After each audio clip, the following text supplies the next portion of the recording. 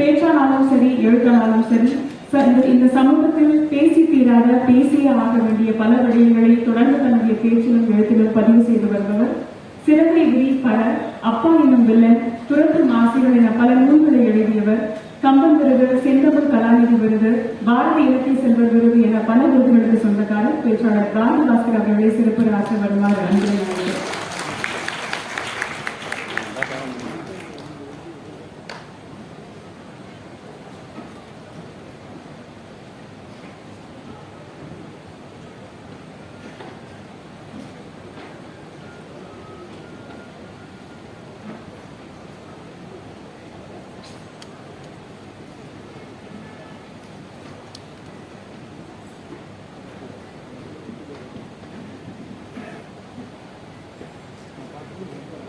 மிகச் சிறப்பான ஒரு இலக்கிய சுவை தோய்ந்த உரையை பாட்டினை போல் ஆச்சரியம் பாரின் விசை இல்லை என்ற தலைப்பில் உரையாற்றிவிட்டு அமர்ந்திருக்கின்ற வணக்கத்துக்கும் மரியாதைக்கும் உரிய ஐயா மா ராஜேந்திரன் அவர்களே, இந்த நிகழ்வில் வரவேற்புரை நல்கிய புருஷோத்தமன் அவர்களே, நன்றியுரை நல்க இருக்கின்ற யுவராஜ் அவர்களே, அரங்கத்திலே அமர்ந்திருக்கின்ற என்னுடைய மரியாதைக்கும் வணக்கத்துக்கும் உரிய சேத்து சொக்கலிங்கம் ஐயா அவர்களே, வைரவன் ஐயா அவர்களே, முன்வரிசையில் அமர்ந்திருக்கின்ற பிரமுகர்களே, அரங்கத்துக்கு கொஞ்சம் கொஞ்சமாக வந்து கொண்டிருக்கின்ற ரசிக பெருமக்களே, ஒருவேளை உட்கார்ந்திருப்பவர்களின் எண்ணிக்கையை விட இவர்களினுடைய எண்ணிக்கை அதிகமாக இருக்கிறதோ என்று நம்மை வியக்க வைக்கின்ற வீடியோ கேமராக்களுக்கு பின்னே இருக்கின்ற சகோதரர்களே,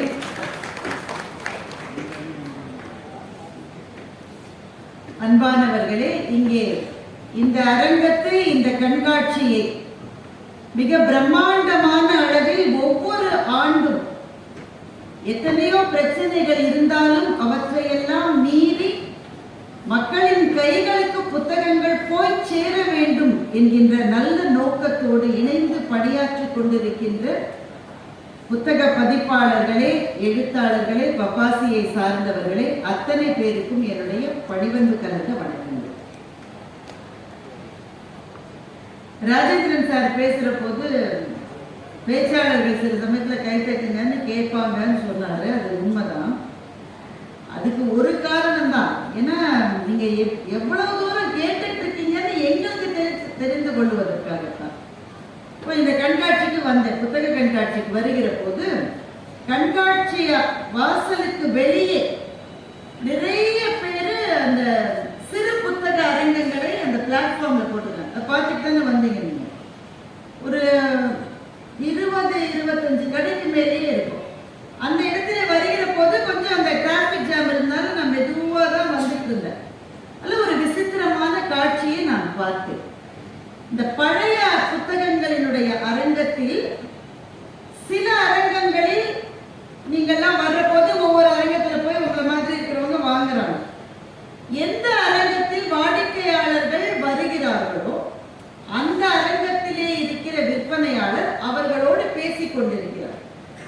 மற்ற அரங்கங்களில் இது வரல. வராத போது அந்த விற்பனையாளர்கள் என்ன செய்கிறார்கள் என்று நான் பார்த்து கொண்டே வந்தேன். எல்லா அரங்கங்களிலும் வாங்குபவர்கள் வரவில்லை என்றார். அந்த அரங்கத்திலே இருக்கிறவர் பெரும்பாலும் இளைஞர்கள் தான். எல்லாரும் போனை தான் பார்த்துட்டு இருந்தாங்க. விசித்திரமாக இருக்கு. ஒரு புத்தக கடையிலேயே உட்கார்ந்து கொண்டு அவர்களை சுற்றி ஒரு 300-400 புத்தகங்களை வைத்துக் கொண்டு அவங்க போனை பார்த்துட்டு இருக்காங்கன்னா 2 காரணம் இருக்கு. ஒண்ணு, அவங்க அரங்கத்தில் இருக்கிற எல்லா புத்தகங்களையும் அவர்கள் ஏற்கனவே படித்திருக்க வேண்டும்.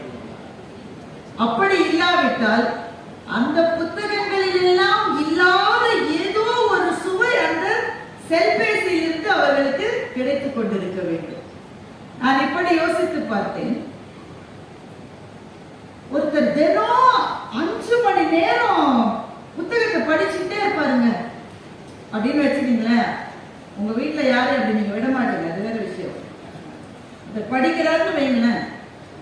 ஒரு நாளைக்கு 4 மணி நேரம் 5 மணி நேரம் இவர் படிச்சுட்டே இருப்பாருங்க என்றால் அவரை பற்றி என்ன சொல்லுங்க?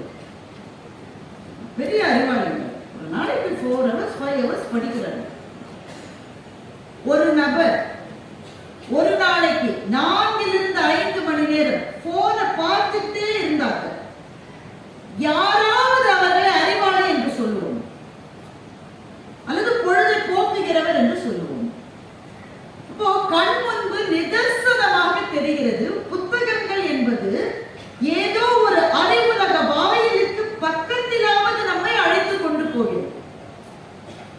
ஆனால் செல்பேசி என்பது நம்முடைய கவனத்தை தனக்குள்ளே ஈர்த்து கொண்டு தேவையில்லாத திசைகளில் நம்மை பயணிக்க வைக்கிறது என்பது நல்லா தெரிந்த பிறகும் போனே நாம பார்த்துட்டு இருக்கோம்னா அது ஏன் அந்த கேள்விக்கு இவ்வளவு நாள் எனக்கு பதிலே கிடைக்கவில்லை. ராஜேந்திரன் சார் பேசின உடனேதான் பதில் கிடைத்தது. நாமெல்லாம் கொஞ்சம் கொஞ்சமா ரோபோக்களாக மாறிக்கொண்டிருக்கிறோம் என்பதுதான் அதற்கான காரணம். பெருமக்களே, புத்தகம் என்கின்ற புதையல் என்பதை என்னுடைய தலைப்பாக நான் தேர்ந்தெடுத்திருக்கின்றேன். இப்ப இன்னைக்கோ நேத்திக்கோ ஒரு நியூஸ் வந்தது, நீங்க எல்லாம் படிச்சிருப்பீங்க. பாகிஸ்தான்ல சிந்து நதிக்கு பக்கத்திலே ஒரு மாபெரும் தங்க சுரங்கத்தை கண்டுபிடித்திருக்கிறார். பாகிஸ்தான் பொருளாதார நிலைமை அவ்வளவா சரியில்லாத ஒரு நாடு தான், ரொம்ப கஷ்டப்பட்டு இருக்கிற நாடு. அடிச்சாம்பாரு லாட்டரின்ற மாதிரி அவர்களுக்கு சிந்து நதியினுடைய கரையிலே மாபெரும் ஒரு தங்க சுரங்கம் இருப்பதை அவர்கள் கண்டுபிடித்திருக்கிறார்கள். நூற்றுக்கணக்கான பில்லியன் டாலர் மதிப்புள்ள தங்கம் அங்கே இருக்கிறது என்பதை அவர்கள் கண்டுபிடித்திருக்கிறார்கள். அப்ப இவ்வளவு நாளாக நமக்கு அது அங்கேதான் இருக்கு, அது வேற எங்கேயும் போய் அங்கதான் இருக்கு. ஆனா திடீரென்று ஏதோ ஒன்று கிடைக்கிற போது அதுக்கு ஒரு வேல்யூ இருக்குன்ற போதுதான் அதை புதையல் என்று நாம் சொல்லுவோம். அப்படிதானே? அப்படிதானங்க? புத்தகத்திலிருந்து என்ன அப்படி வேல்யூ கிடைக்கும்?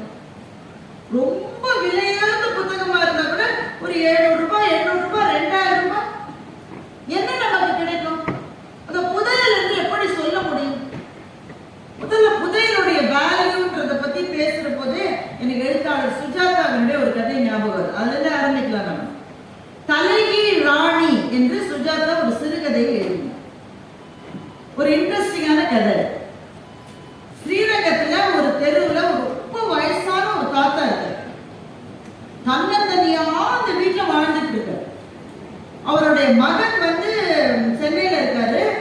அப்பாவை கூப்பிட்டு பாக்குறாரு, வீட்டை வித்துட்டு வந்துருப்பா, தன்னந்தனியா எதுக்குப்பா இருக்கான்னு கேட்க மாட்டேங்கிறாரு தாத்தா.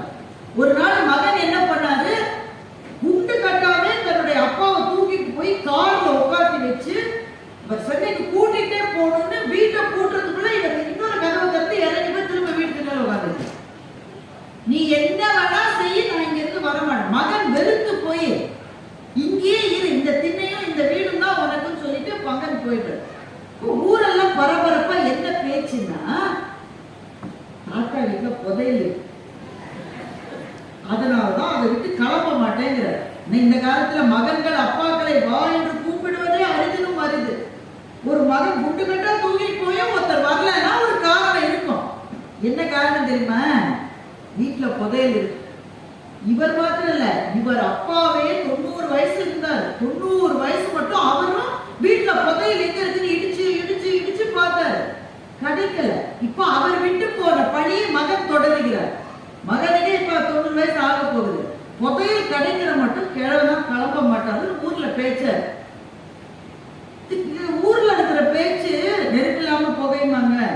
அதுல உண்மை இருக்குன்னு நிரூபிக்கிற மாதிரி திடீர்னு ஒரு நாள் ஒரு வெள்ளைக்காரன் அந்த வீட்டுல இருக்காரு. உடனே ஊரெல்லாம் பரபரப்பா இருக்கு. வெள்ளைக்காரரெல்லாம் கூட்டிட்டு வந்துட்டாரு. வீட்டுல ஏதோ நடக்க போகுது. அந்த வெள்ளைக்காரன் நிறைய எக்யூப்மெண்ட்ஸோட வந்திருக்காரு. இல்ல வெளியில இருந்து ஆளை கூப்பிட்டு வீட்டை தோட்ட வைக்கிறது தாத்தா இஷ்டம் இல்லை. தம் கண்ணுக்கு படாம அவர் கண்ணுக்கு பட்டுருச்சுன்னா அவர் எடுத்துப்படுவார் தானே. வெள்ளைக்காரன் ஒரே ஒரு ஆளா பலவிதமான எக்யூப்மெண்ட்ஸை வச்சு வீட்டை தோண்ட ஆரம்பிக்கிறார். ஊர்ல இருக்கிற யாரையும் அண்ட விட மாட்டேங்கிறார் தாத்தா, எல்லாரையும் விரட்டுறாரு. இந்த இதுதான் சுஜாதா எழுதுகிற கதை. வெள்ளைக்காரர் பல விதமான எக்யூப்மெண்ட்ஸை வச்சு தோண்டி தோண்டி தோண்டி பார்க்கும்போது ஒரு இடத்துல டொங்குன்னு சத்தம் கேட்கும். உடனே பரவசம் ஆயிடுறாங்க எல்லாரும். கிழவனார் கண்ண தனித்தனியா போட்டுது. நான் சொன்னேனே, யாராவது நம்பினீங்களா? இருக்கு, எனக்கு தெரியும், அந்த இடத்துல இருக்கு. மண்ணெல்லாம் அது பண்ணிட்டு ஆழத்திலிருந்து எடுத்து ஒரு பொட்டி இருக்கு. உண்மையிலே ஊர்ல இருக்கிற எல்லா சாமியும் வேண்டிக்கிட்டு நடுங்குகிற கைகளோடு கிழவனார் திறக்கிறார். அப்ப கூட வெள்ளைக்காரர் அதுக்கப்புறம் திறக்க விடல, இவர்தான் திறக்கிறார். நடுங்குகிற கைகளோடு திறந்தா உள்ள ஒரே ஒரு வெள்ளை கவர், ஒரு எந்தளவுக்கு இருக்குல்ல, ஒரே ஒரு கவர். இவர் என்ன நினைக்கிறாரு? தங்கமா காசு இருக்கும், வைரமாலையா இருக்கும், என்னென்னவோ ரத்தினமும் மரகதமும் மாணிக்கமும் வைடூரியமும் கொட்டி கிடக்குறா சாமி. ஒரே ஒரு வெள்ளக்கவர். வெள்ளக்கவர்ல என்னடா வச்சிருப்பீங்க? செக்கு எழுதி வச்சிருந்தா கூட காலாவதியா இருக்குமையா? எடுத்து பார்த்தா வெள்ளக்கவருக்குள்ள எதுவுமே இல்ல. ஒரே ஒரு சின்ன ஸ்லிப் இருக்கு, ஒரு குறிப்பு மாதிரி, தலைகீழ் ராணின்னு எழுதி. அவ்வளவுதான். தாத்தா சொல்றாரு, இது ஒரு க்ளூ. இது இந்த க்ளூவை வச்சு கண்டுபிடிங்க. வெள்ளைக்காரர்கள் இனிமே என்னால க்ளூ தோன்ற முடியல. இதுதான் க்ளூக்கே இவ்வளவு போனோம்னா நான் எங்க எவ்வளவு தேட வேண்டியது? தேடி தேடி பாக்குறாங்க. அந்த தலைகீழ் ராணின்ற சொல்ல வச்சு எதையுமே அவங்களால யோசிக்க முடியல. ராணி தலைகீழ இருப்பாங்க, ராணி நேரம் தானே இருக்கும். தலைகீழ என்ன ராணி இருக்கும்? தலைகீழ ராணி இருக்கிற ஒரே இது சீட்டு கட்டதான் ஒரு ராணி தலைகீழ இருக்கும். இதுதால எங்கேயுமே தலைகீழ இருக்காது. சீட்டு கட்டல ஏதாவது க்ளூ இருக்கு. தேடி தேடி பார்த்து சலிச்சு போய் வெள்ளைக்காரர் சொல்றாரு, சார் ஒரு வேலை இருந்திருக்கலாம், இப்ப எதுவும் இல்லை, அதனால நம்ம கிளம்பிடலாம், இனிமே எதுவும் கிடைக்காதுன்ற முடிவுக்கு எல்லாரும் வந்துடுறாங்க. தாத்தாவும் மனசு உடைஞ்சு போயிட்டாரு. வீட்டை யாருக்கோ விற்கிறதா டிசைட் பண்ணிட்டு வீட்டை கடைசியா ஒரு முறை பார்த்துட்டு போறேன், இனிமே எனக்கு புதையல் கிடைக்காது, ஒண்ணும் கிடைக்காது. எங்க அப்பா ஒரு குறிப்பு எழுதி வச்சிருக்காரு, அந்த கடிதத்தை கிழிச்சு போட்டாதான் எனக்கு ஆத்திரம் அடங்கும்னு சொல்லி அந்த ஒயிட் கவர் இருந்தது இல்ல, அதுல ஒரு ஸ்டாம்ப் வேற ஒட்டி இருக்கு. அந்த ஒயிட் கவரை கிழிச்சு அங்க போற குப்பை தொட்டில ஒரு குப்பை வண்டி போயிட்டு அதுல போட்டுட்டு தாத்தா கிளம்பிட்டாரு. வெள்ளைக்காரரும் கிளம்பிட்டாரு. ஆனா வெள்ளைக்காரருக்கு மனசு கேட்கல. எதுவோ இருக்கு, எதையோ மிஸ் பண்றோம், எதையோ மிஸ் பண்றோம்.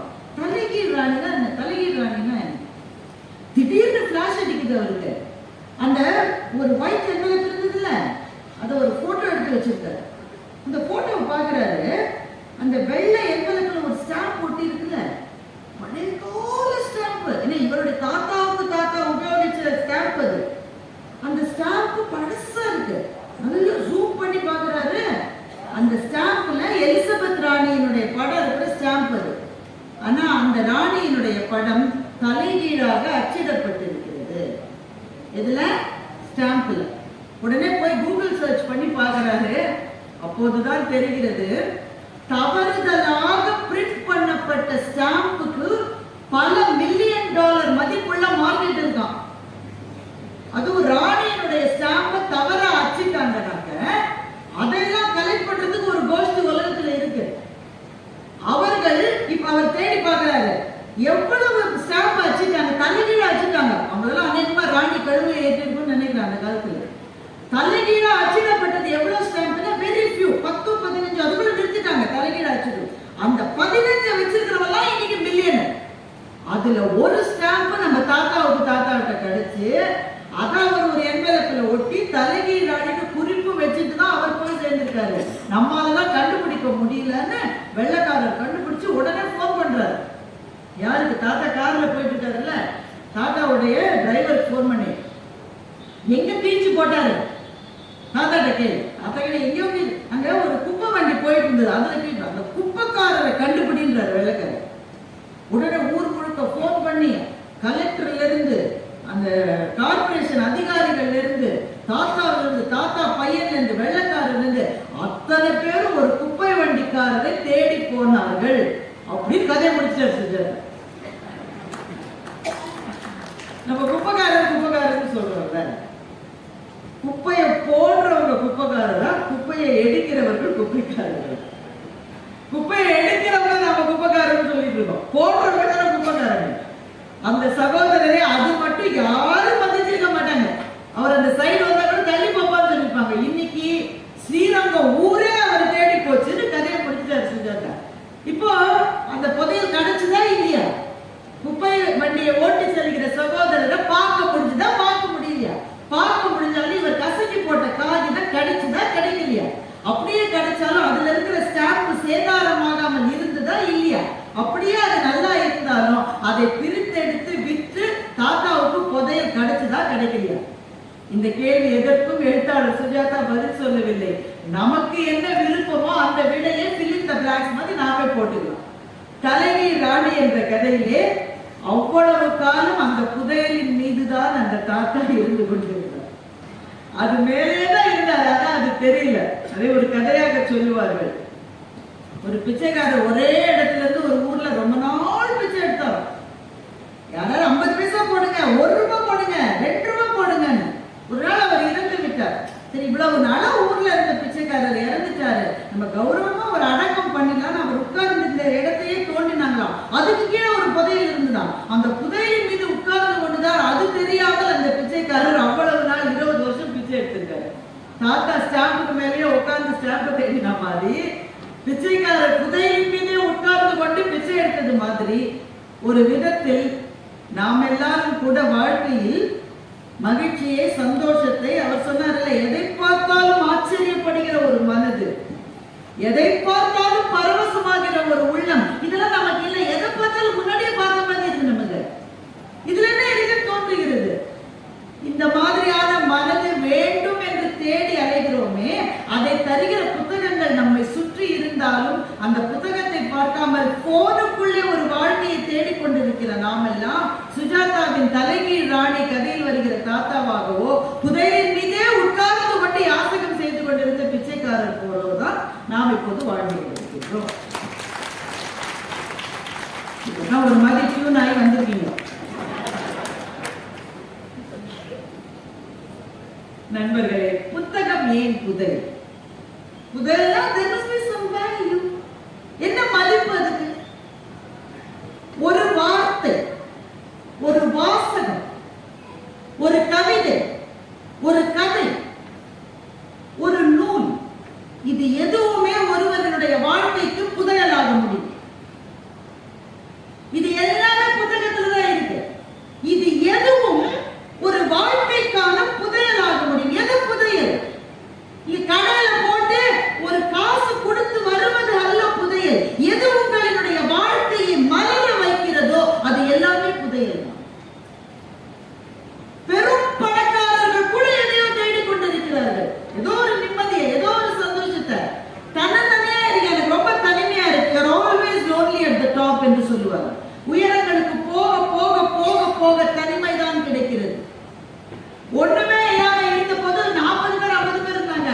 நீ மேல போக போக போக சுத்தி பார்த்தா யாருமே இல்ல. அப்படியே 2-3 பேர் இருந்தாலும் இவன் நம்மளை கொண்டுருவாங்க பயமாவே இருக்கு எப்பவும்.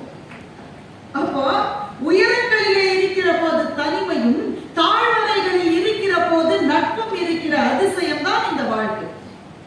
அப்ப இந்த வாழ்க்கையிலே புதையல்.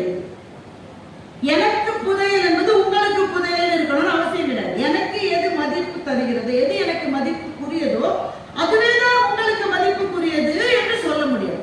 ஆனால் அவரவர்களுடைய வாழ்க்கையினுடைய தேடலுக்கான ஏதோ ஒன்றை புத்தகங்கள் தருமா தரும். அதான் புத்தக கண்காட்சியில பேச வேண்டும் என்று நான் நினைக்கிறேன். வேகமா யோசிச்சு போனா சில பேருக்கு ஒரு வார்த்தையிலிருந்தே ஒரு வாழ்க்கை மலர்ந்திருக்கிறது. சார் மகாகவி பாரதியை பற்றி அவ்வளவு அழகாக பேசினதுனால இது உடனே எனக்கு ஞாபகத்தில். மகாகவி பாரதி ஒரு சிறுகதை எழுதியிருக்கிறார்.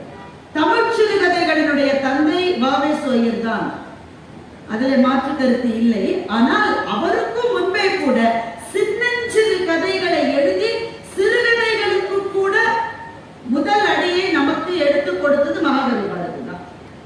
அப்படி அவர் எழுதிய ஒரு கதை, அதுதான் ஒரு வார்த்தையிலிருந்து மலர்ந்த ஒரு வாழ்க்கை. வார்த்தையே புதையல். என்ன வார்த்தை? அவர் ஒரு கதை எழுதுறாரு. ஒரு ராஜா இறந்து போற போது தன் மகனை ராஜாவாக்கிட்டு அவர் இறந்து போறாரு. அது ஒரே ஒரு ஊரில் தான் ஆரம்பிக்கிறார் பாரு. ஒரே ஒரு ஊரில் ஒரே ஒரு ராஜா.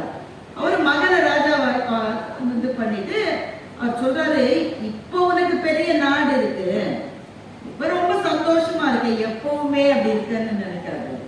ஒரு நாள் வாழ்க்கையில வரும், நீ தனியா இருப்ப, யாருமே கூட இருக்க மாட்டாங்க, நம்ம செத்துடலாம் உனக்கு தோணும். நல்ல வார்த்தை சொல்றோம் என்று சொல்லி அப்படி உனக்கு தோணுச்சுன்னா அப்ப இதுல ஒரே ஒரு மந்திர சொல்லை எழுதியிருக்க, ஒரு ஓலை, அதை கூடவே வச்சுக்க. அப்படி ஒரு நிலைமை உனக்கு வரும். வரும்போது இதை அதை விட்டு பிரிக்காது. பையன் அதை வாங்கி தன்னுடைய உடைவாள் இருக்குல்ல, அந்த உடைவாளனுடைய உரையிலேயே வச்சுக்கிறார். அது பிரிக்க வேண்டிய அவசியமா வரல. என்ன பெரிய அரசு, இப்படி திரும்பினா 10 பேர் கீழே விழலாம், இந்த பக்கம் திரும்பினா 10 பேர் கீழே விழலாம், என்ன செல்வாக்கு. ஆனா அப்பா சொன்ன அந்த நாள் வந்தது. விரோதிகள் எல்லாம் சூழ்ந்துட்டாங்க, நண்பர்கள் எல்லாரும் கைவிட்டுட்டாங்க. ஓடினான், வாழ்க்கையின் ஓரத்துக்கே ஓடினான். ஒரு குகையில தன்னந்தனியா மாட்டிட்டான். அப்ப ஒரு மலைப்பாம்பு அவனை சுத்தி வளைச்சுது. அந்த நேரத்துல நினைச்சான், இப்ப நான் செத்துடலான்னு நினைச்சான். அப்பா சொன்னது ஞாபகம். அப்பா சொன்னாரு, ஒரு நாள் உனக்கு தோணும் இறந்துடலாமா நிலை வரும்போது அதை பிரிச்சு பாருங்க. கஷ்டப்பட்டு அந்த பதம் உடைவாள் இருக்கு, அதுல இருந்த முறையிலேருந்து அதை எடுத்துட்டான். மலைப்பாம்பு நெருக்குது, இருந்தாலும் கஷ்டப்பட்டு எடுத்துட்டான். இதுல என்ன ஒரு சொல், என்ன மந்திர சொல் பிரிச்சு பார்த்தான். அப்பா அந்த ஒரு சொல்லை 3 முறை அவங்க அப்பா எழுதியிருந்தாரு. அந்த சொல் என்ன தெரியுமா? செயல், செயல், செயல். 3 அது ஒரு சொல்லுதான். பேசிட்டே இருக்காரு. வார்த்தைகளில் உன்னுடைய வாழ்க்கையை விரயம் செய்வதை விட செயலிலே இறங்கு என்பதுதான் அந்த மந்திர சொல். செயல் என்கின்ற அந்த ஒன்றை பார்த்த உடனேயே செயல்பட வேண்டும் என்ற உத்வேகம் வந்தது. அப்புறம் இந்த உடைவாளை எடுத்துட்டான். இந்த மலைப்பாம்பை சத்து சத்து சத்துன்னு 10 தடவை குத்தி நான் தனியா போயிருச்சு. அப்படியே எடுத்து ஓடினான். அவனுடைய பகைவனுக்கு பகைவனை இவன் நண்பன் ஆக்கினான். 2 பேரும் சேர்ந்து பகைவனை அழிச்சாங்க. திரும்ப அரியாசனத்தின் மீது அமர்ந்து விட்டான். அப்ப அவனுடைய புதையல் எது? அவனுக்கு இருக்கிற செல்வமா? அவனுக்கு இருந்த படை வீரர்களா? இல்லை, அவனுக்கு கிடைத்த ஒரு வார்த்தை தான் அவனுக்கான புதையல். அப்போ ஒரு வார்த்தையிலிருந்து ஒரு புதையல் கிடைக்கலாம். ஒரு வாசகத்திலிருந்து ஒரு புதையல் கிடைக்க முடியுமா? எனக்கு கிடைச்சது. அந்த வாசகத்தை எனக்கு கொடுத்தது மேடையில் இருக்கிற ஒருவர் தான், மாராஜன் சார் தான். ஒரு அரங்கம், அந்த அரங்கத்துல சாரும் நானும் அமர்ந்திருந்தோம். நிகழ்ச்சி அப்ப தொடங்கல, இனிமேதான் தொடங்க போகுது. 2 பேரும் என்னை பத்தியும் பேசிட்டு இருந்தோம். ஒரு நபரை பத்தி வச்சுக்குங்க, யாரை பத்தியும் வச்சுக்குங்க. நான் அவர்கிட்ட சொன்னேன், சார் இவர் கூட எப்படி இருக்காரு, அவர் யார் என்னெல்லாம் தேவையில்லை. சார் இவர் கூட எப்படி இருக்காரு, இவரும் நம்ம நினைக்கலையே சார் அப்படின்னு. அவன் எல்லாரும் பத்தியும் நினைப்பாங்க. இவரு கூட இப்படி சார், இப்படிதானே சார், என்னவோ நினைச்சேன் சார், எல்லாமே இப்படி ஆயிடுச்சு. அவர் சொன்னாரு, ஒரு நபரை ஒரு செயல்ல இருந்து அப்படி எடை போட்டுற கூடாதோன்னு நான் யோசிக்கிறேன். சார் சொன்னது எனக்கு ஞாபகம் இருக்கு, அவர் ஞாபகம் இருக்குன்னு எனக்கு அப்படி ஒரு செயல்ல இருந்து 2 செயல்ல இருந்து எதையுமே எடை போடக்கூடாதுமா. அது எப்படி சார் முடியும்? தாத்தா சொல்லிட்டு போயிருக்காரு. யாரு? எங்க தாத்தா, அவர் தாத்தா இல்ல, வள்ளுவர் தாத்தா சொல்லிட்டு போயிருக்காரு. என்ன சார் சொல்லியிருக்காரு? குணம் நாடி குற்றமும் நாடி அவற்றுள் மிகை நாடி மிக்க கொளல் என்ற ஒரு வாசகத்தை சார் சொன்ன போது என் மனதுக்குள்ளே புது வாயில்களும் ஜன்னல்களும் திறந்து கொண்டது மாதிரி இருக்கு. நாம யாரையும் எடை போடுகிற போது அவர்களுடைய குற்றங்களை முதலில் நாடுகிறோம். ஒரு ஆளை பத்தி நம்ம பேசணும் இருந்தாலும் 3 பேர் இருந்தாங்க. 3 பேர் 4வது ஆளை பத்தி தப்பா பேசியிருந்தாங்க. 3 பேர்ல ஒருத்த கலந்து போயிட்டான். பாக்கி 2 பேர் 3வது ஆளை பத்தி தப்பா பேசினாங்க. அதுலயும் இருந்து போயிட்டான். ஒருத்தன் தனியா மனசுக்குள்ள அந்த 2வது ஆளை திட்டி தீர்த்தான். நமக்கு தெரிவதெல்லாம் குறைகள் தான். அது நம்ம கூடவே வாழ்கிற வாழ்க்கை துணைவியாகவோ வாழ்க்கை துணைவராகவோ இருக்கட்டும், நண்பர்களாகட்டும், அலுவலகத்தில் இருக்கிறவங்களாகட்டும், யாரா இருந்தாலும் முதலில் நம் மனம் நாடுவது குற்றங்களை. வள்ளுவர் சொல்றாரு, நீ குற்றங்களை நாடணும்பா. ஆனா குற்றங்களை நாடுவதற்கு முன்பு குணத்தை நாடு. குணம் நாடி குற்றமும் நாடி அவற்றுள் மிகை நாடி மிக்க கொள்ளல் என்று வள்ளுவர் சொல்றார். இது ஒரு பெரிய வெளிச்சம் பாருங்க. முதல்ல வாழ்க்கையில எல்லாரும் நமக்கு எப்பவும் நன்மையே செய்வார்கள் என்று நாம் நினைத்தால் நம்மை விட முட்டாள்கள் யாரும் இல்லை. எல்லாருக்கும் நான் நல்லதே செஞ்சிருக்கேன். முதல்ல அதுவே போய் நீ எல்லாருக்கும் நல்லது செய்யல, போற போக்குல அங்கங்க குத்திட்டு தான் போயிருக்கேன். ஆனா நம்ம பத்தி நாமே என்ன நினைச்சுக்கோங்க, நான்லாம் எவ்வளவு நல்ல ஆளுக்கு இருக்கான், எனக்கு ஏன் இப்படி வந்தது, ஏன் உனக்கு அப்படி வரக்கூடாது என்பதுதான் அதற்கான பதில். எனக்கு போய் இது ஏன் வந்து உனக்கே வரக்கூடாது, நீ என்ன எக்ஸப்ஷன் கேட்டீங்க? நீ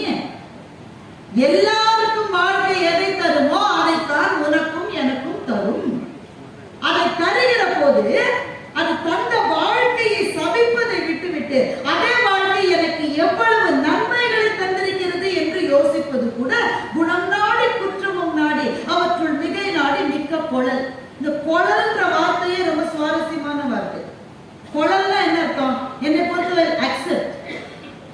நிறைய பேரு அவங்க வாழ்க்கை துணைவியை பற்றியோ துணைவரை பற்றியோ நீங்க கூப்பிட்டு கேட்டீங்கன்னா ஒரு குரல் அழாம விடவே முன்னாடிலாம் ஒரு 50 வயசுக்கு மேல இருக்கிறவங்க தான் அப்படி குறை சொல்லுவோம். இப்பெல்லாம் கல்யாணம் ஆன நாளுக்கு அடுத்த நாள் கேட்டாலே குறை சொல்லுவோம். கல்யாணத்துக்கு முன்பே குறை சொல்லுவோம். திருமணத்துக்கு நிச்சயதார்த்தம் பண்ணி கல்யாணத்துக்கு 2 மாசம் இருக்கும், அதுக்குள்ள பிரேக்கப் ஆயிடும். இன்னும் கல்யாணமே ஆலையடா, அதுக்குள்ள எப்படிடா பிரேக்கப்னா ஒரு 4 தடவை பேசினேன், நமக்கு செட் ஆகாதுன்னு. என்ன காரணம் தெரியுமா? குற்றங்களை நாடுகிற மனம் குணங்களை நாட மாட்டேங்குது. அப்போ நீங்க ஒருவரை அசஸ் பண்ற போது, வாழ்க்கை துணைவா இருக்கலாம், பிள்ளைகளா இருக்கலாம், கூட வேலை செய்யறவங்களா இருக்கலாம், பார்ட்னர்ஸா இருக்கலாம், யாரையும் அசஸ் பண்ற போது முதலில் நீங்கள் சொல்லிக் கொள்ள வேண்டியது அவங்கள்ட்ட நல்ல விஷயமே இல்லையா, நல்ல ஆஸ்பெக்ட்ஸே இல்லையா அவங்க கிட்ட. அப்படி யோசித்தால் தான் தெரியும் எவ்வளவு நல்ல விஷயங்கள் இருக்கிறது என்று.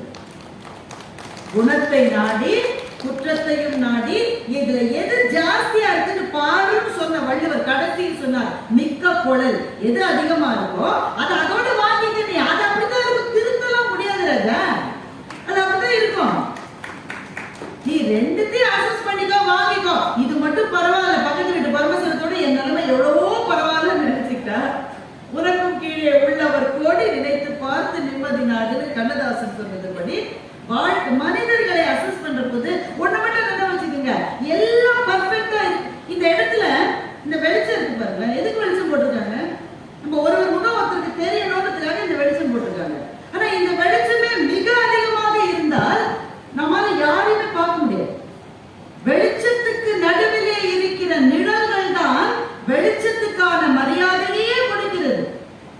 அப்படித்தான் வாழ்க்கையும் வெறும் நல்ல விஷயங்கள் மாத்திரமே இருந்தால் அந்த வாழ்க்கையில ஆக்டிவிட்டி இருக்காது, சுவாரஸ்யம் இருக்காது. இருளும் நிழலும் ஒளியும் கலந்து இருப்பதுதான் நல்ல பார்வையை தருகிறது என்பது போல மனிதர்கள் எல்லாம் கலந்துதான் இருப்பார்கள் என்பதை முதலிலே வாங்கிக் கொள்ள வேண்டும் என்பது ஒரு வாசகம். அந்த வாசகத்தை சொன்னது திருக்குறள். அதை சரியான நேரத்திலே எனக்கு நினைவுறுத்தியதற்காக மாராஜேந்திரன் சார் அவர்களுக்கு இந்த மேடையில் திரும்பவும் என்னுடைய நன்றியை சொல்லிக் கொள்கிறேன். அப்ப ஒரு வாசகத்திலிருந்து ஒரு வாழ்க்கையை மலர முடியும். ஒரே ஒரு வாசகம் தான், அதிலிருந்து மலர முடியும். ஊழையும் குப்பக்கம் காண்பர் உலைவின்றி தாழாது உயர்த்துபவர் என்கின்ற ஒரு திருக்குறள் இருக்கிறது. திருவள்ளுவர் விதியை நம்பியவர், மாற்று கருத்தே கிடையாது. ஊழ் என்று ஒரு அதிகாரத்தையே எழுதியவர், ஒரு முழு அதிகாரத்தை ஊழுக்காக கொடுத்தவர். சரி, அதுக்கு விதி நீ முயற்சி எடுக்காம இருக்காதா? ஊழையும் குப்பக்கம் காண்பர் உலகின்றி தாழாக முயற்றுபவர் என்கின்ற ஒரே ஒரு வாசகத்தினால் எத்தனை வாழ்க்கைகள் மலர்ந்திருக்கின்றன என்பதை யோசித்து பாருங்கள். அருணிமா சின்ஹாவை பற்றி நீங்கள் கேள்விப்பட்டிருக்கீங்களா? இந்த இது வந்துட்டே இருக்கு சார், இது ஒன்றும் நிறுத்த முடியாது. பேச்சாளர்களுக்கு எவ்வளவு பிரச்சனைகள். முதல்ல நீங்க தான் வரணும், வந்து கேட்கணும். நீங்க இந்த கேமராக்கு பின்னாடி இருக்கிறவங்க எல்லாம் என்ன கவனிக்கிறாங்களான்னு நான் இருந்து பார்த்துட்டே இருக்கேன். ஏன்னா கேமராக்கு அப்படியே திரை போல இருக்கு. இதுல உணவகம் நல்லவேளை நேரம் இல்லை, போன முறை நேரே உணவகம் இருக்குது. பாதி பேர் அங்கேயுமா பார்த்துட்டு இருக்கோம். மசாலா தூள் தீர்த்து போச்சுன்னா என்ன பண்றதுன்னே பயந்துட்டு சில பேர் எடுத்துக்கணும்.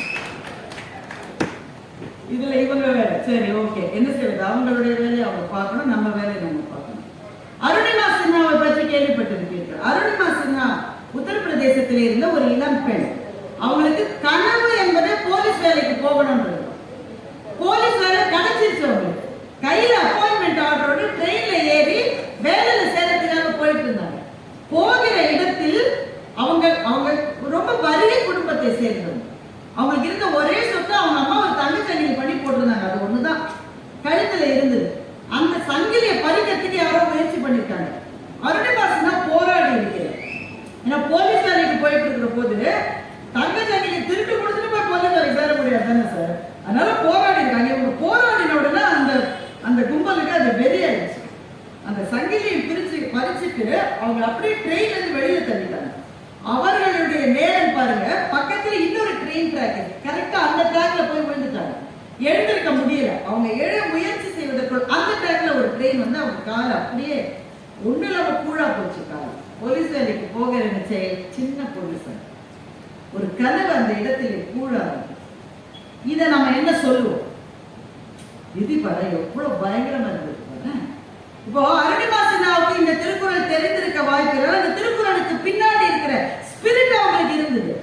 விதி தானே, நீ தானே என்னுடைய காலை இந்த மாதிரி செஞ்சுட்ட, நீ என்ன நினைக்கிற, நான் விழுந்துருவேன் நினைக்கிறேன், நான் இதுக்கு பிறகு எழுதுனா என்று அருணிமாசினா செயற்கை காலை பொருத்தி கொண்டு நடக்க ஆரம்பித்தார். நடப்பதே அதிசயம் இருந்தது. ஆனா நடப்பதோடு மாத்திரம் இல்லாமல் மலை ஏறுகிற பயிற்சியையும் அருணிமாசினா எடுத்துக்கொண்டார். மலையை இந்த செயற்கை காலை வைத்துக் கொண்டு மலையில் ஏறுவது என்பது எவ்வளவு பெரிய கஷ்டம் நமக்கு தெரியும். சாதாரண மலை, உங்க வீட்டு மலை, எங்க வீட்டு மலை, பழனி மலை கிடையாது. இமயமலையில் எவரெஸ்ட் சிகரத்தை ஏறி காட்டினார் அருணிமாசினா. செயற்கை கால்கள் பொருத்தப்பட்டு எவரெஸ்ட் சிகரத்தில் ஏறிய முதல் பெண், முதல் நபர் என்கின்ற பெருமைக்கு உரியவர். அப்போ விதி என்பது இழுத்து பார்க்கிறது. ஈரோடு தமிழன் ஒரு கவிதை எழுதுறாரு. நாம் விரிவானம் என்னையா கிழிக்க பார்க்கிறார், நாம் மழை பொறு துளி என்னையா உடைக்க பார்க்கிறார் என்று கவிதை எழுதுகிறார். இப்ப நம்முடைய வாழ்க்கையில் ஏதோ ஒரு கட்டத்தில் அத்தனை பேரும் அது இயற்கையா இருக்கு, எதுவாக நமக்கு எதிராக இருப்பது போல ஒரு நிலைமை எல்லாருக்கும் வரும் சார். வாழ்க்கை இப்படி வருகிற போது உங்களுக்கு ரெண்டு பாதை இருக்கு. ரஜினி சார் சொல்வாரு, பூ பாதை சிங்க பாதை மாதிரி ரெண்டு பாதை இருக்கு. ஒரு பாதை இதுதான் என் விதி, வேற வழி இல்லை, இதை நான் ஏற்றுக்கணும், இப்படித்தான் இருக்கணும், எனக்கு வேற கதி இல்லை, இது ஒரு பாதை. இதைத்தான் 99 விழுக்காடு பேர் தேர்ந்தெடுக்கிறார்கள். அந்த ஒரு விழுக்காடு இருக்காங்க பாருங்க, அவங்க சொல்றாங்க நான் இதை ஏத்துக்காம போராடினா ஒருவேளை அந்த போராட்டத்தில் எனக்கு வெற்றி கிடைச்சிருச்சுன்னா அந்த பாதையை தேர்ந்தெடுக்கிறவர்கள் அவர்களுக்காக வள்ளுவர் சொன்னார், ஊழையும் முப்பக்கம் காண்பர் உலகென்று தாழாது உயர்த்துபவர். விதிய கூட ஐயா ஓரமா இல்லை பாதலவாதான் தள்ளி விட்டுட்டு போய்கிட்டே இருக்கிறவங்க சில பேர் இருக்காங்கல்ல, அவர்களால் தான் இந்த மானுடம் இத்தனை தூரம் உயர்ந்திருக்கிறது, வளர்ந்திருக்கிறது. அப்போ ஒரு குரல், அந்த குரல் ஒரு வாழ்க்கையை மலரச் செய்கிறது என்றால் அது ஒரு புதையல் தானே சார். இதுவரை போன பாதையிலிருந்து என்னை புதிதாக யோசிக்க வைத்திருக்கிறது என்றால் எந்த புதையலை விட அந்த புதையல் மகத்தானது. அதனால ஒரு வார்த்தை புதையலா இருக்கலாம், ஒரு வாசகம் புதையலா இருக்கலாம், ஒரு கவிதை கூட புதையலா இருக்கும். ஐயா எவ்வளவு அழகான கவிதைகளை சொன்னாங்க. ஒரு கவிதை கூட புதையலா இருக்கலாம். நான் உங்க எல்லாரையும் பார்த்து கேட்கிறேன், சில சமயத்துல வாழ்க்கையில ஒரு இடத்துல நல்ல செட்டில்டா இருக்கும் சார். செட்டில்டுனா வேலையை வச்சுக்கலாம், பிசினஸ் வச்சுக்கலாம், நல்லா போயிட்டு இருக்கும், பிரமாதமா இருக்கும். அப்படி லேசா ஒரு செருக்கு கூட வரும். எப்படி இருக்கீங்க, அது எப்படியோ வந்தது இல்ல, ஒரு பதவிக்கு வரப்போது கொஞ்சம் அப்படி மேல வர்ற போது உறவுகாரெல்லாம் அங்கேயே தான் இருக்கும். இவர் கொஞ்சம் ஏறிட்டாருனாக்கா, மச்சான் நல்லா இருக்கியா, புதுகாரு, நீ முன்ன பார்த்துக்க மாட்டேன், நீ எப்ப வாங்கிருங்க, அது கொஞ்சம் வரும் தானே சார். நல்ல செட்டில்டா இருக்கும்போது திடீர்னு ஏதோ ஒரு கீழே தள்ளிடு. ஒத்துருக்குமே நடந்தது என்னங்க அநேகம் எல்லாருக்கும் வரலாம் சார். வரணும்னு நம்ம நினைக்க கூடாது. நம்ம பிரார்த்தனை என்பது இருக்கிற இடத்துலயே இருந்து கிடைக்கிற கூழையே குடிச்சுட்டாவது போயிடலாம். ஆனா சில சமயம் அப்படி நடக்கும். இப்படி கீழே விழுந்துட்டா வாழ்க்கை எப்படி பார்க்குது? கீழே ஓட்டப்பந்தயத்துல ஓடிட்டே இருக்கிற ஒரு பையன் திடீர்னு கீழே விட்டான்னு வச்சுக்கீங்களேன், ஓடிட்டு இருக்கிற மற்றவங்க எல்லாம் நின்று அவனை தூக்கி விடுவாங்கன்னு நினைக்கிறீங்க? அவனுக்கு டைம் ஆயிடுச்சு, அவன் போயிட்டே இருப்பான். ஒரே ஒரு இடத்துலதான் ஓட்டப்பந்தயத்துல எல்லாரும் நின்று விழுந்து அவங்களை தூக்கி விட்டாங்க. உங்களுக்கு தெரியுமா? The mentally challenged, differently enabled children, அதாவது மன வளர்ச்சி குன்றிய குழந்தைகள் ஒரு பள்ளிக்கூடத்துல படிச்சுட்டு இருக்காங்க. அந்த பிள்ளைகளுக்கு பல நாள் பயிற்சி கொடுத்து ரன்னிங் ரேஸ்ல ஓட வச்சாங்க. அந்த பிள்ளைகளை அந்த ஆசிரியர்கள் ரொம்ப நாள் பயிற்சி கொடுத்தாங்க. அந்த விசில் சத்தம் கேட்ட உடனே ஓடணும், இந்த லைன்லயே ஓடணும், அங்க எங்க போக கூடாது. அங்க பாரு, அங்க ஒரு கயிறு கட்டிருப்பாரு, அங்க போய் யார் முதல்ல நிக்கிறீங்களோ அவங்களுக்கு இந்த பெரிய கப்பு கொடுப்போம். பல நாள் பயிற்சி அந்த பிள்ளைகளுக்கு. அப்ப அப்பா அம்மாக்கள் இன்னும் காத்துட்டு இருக்காங்க. இந்த பிள்ளைங்க நடக்கிறதே அப்பா அம்மாவுக்கு சந்தோஷம் சார். அது ரன்னிங் ரேஸ்ல ஓடுறதுனா அந்த அப்பா அம்மாவுக்கு எப்படி இருக்குல்ல, எல்லாம் காத்துட்டு இருக்காங்க. விசிறு ஊதியாச்சு, இந்த பிள்ளைங்க வந்து நல்லா செஞ்சாங்க, எல்லாம் ஓட இருந்தாங்க. ஓடிட்டு இருக்க ஒரு பிள்ளை விழுந்துருச்சு சார். பாருங்க, பாக்கி எல்லா பிள்ளைகளும் நான் தான் முதல்ல போய் கப்பு வாங்கணும்னு எதுவுமே நினைக்கல. எல்லாம் திருப்பி வந்து இந்த விழுந்த பிள்ளையை தூக்கி விட்டுட்டு அது எழுந்த பிறகு எல்லாம் தொடர்ந்து ஓட ஆரம்பிச்சு. நாம அவங்களே மன வளர்ச்சி புதியவர்கள் சொல்லிட்டு இருப்பாங்க. அவங்க நம்ம பார்த்து அதே தான் சொல்லிட்டு இருப்பாங்கன்னு நினைக்கிறேன். ஆனா அவர்களுடைய பெருந்தன்மை வார்த்தைகளால் அதை சொல்லாமல் இருக்கிறார்கள். அப்படித்தானே? அப்போ சில கவிதை நாம் போகிற பாதையே மாற்றி வாழ்க்கையை சந்திக்க வைக்கிறது. விழுந்து கல்யாண்ஜியினுடைய ஒரு கவிதை, வண்ணதாசனுடைய கவிதை. எங்கனாச்சு திருநெல்வேலிக்காரர், நானும் திருநெல்வேலி தான். அதனால அவருடைய கவிதைகளை படிக்கிற போது கூடுதலாக அது மனம் வீசுவதாக எனக்கு தோன்றும். ஒரு கவிதை எழுதுறாரு, நான் சொல்றேன் பாருங்க. அந்த பூ அப்போதுதான் மரத்திலிருந்து விழுந்தது. புரியுதானே? அந்த பூ அப்போதுதான் மரத்திலிருந்து விழுந்தது.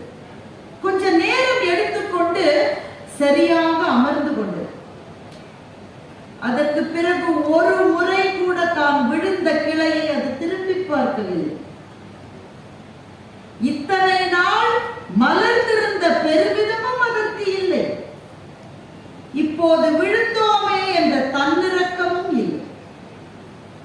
அதனுடைய ஒரு இதழிலிருந்து இன்னொரு இதழுக்கு நகர்ந்து போன எட்டுக்கால் பூச்சியை கூட அது வெறுப்போடு பார்க்கவில்லை. அது அப்படியே அமர்ந்திருந்தது, ஒரு விடையை சரியாக எழுதிவிட்டது போல் என்று வண்ணதாசன் கவிதை எழுதினார். இந்த கவிதை எதை பற்றியது நினைக்கிறீங்க? வண்ணதாசன் அண்ணாச்சிக்கு வேற வேலை இல்லை. அவர் இப்ப பாரு பூவை பற்றி, இலையை பற்றி, இதுதான் கிடையாது. இது பூவை பற்றிய கவிதையா என்றால் பூவை பற்றிய கவிதை தான். ஆனால் இது பூவை பற்றிய கவிதை மாத்திரம் அல்ல. இது ஒரு உயரத்திலிருந்து விழுந்து விட்டவர்கள் வாழ்க்கையை எப்படி பார்க்க வேண்டும் என்பதை பற்றிய ஒரு கவிதை. இப்ப அந்த கவிதை திரும்ப சொல்றேன்.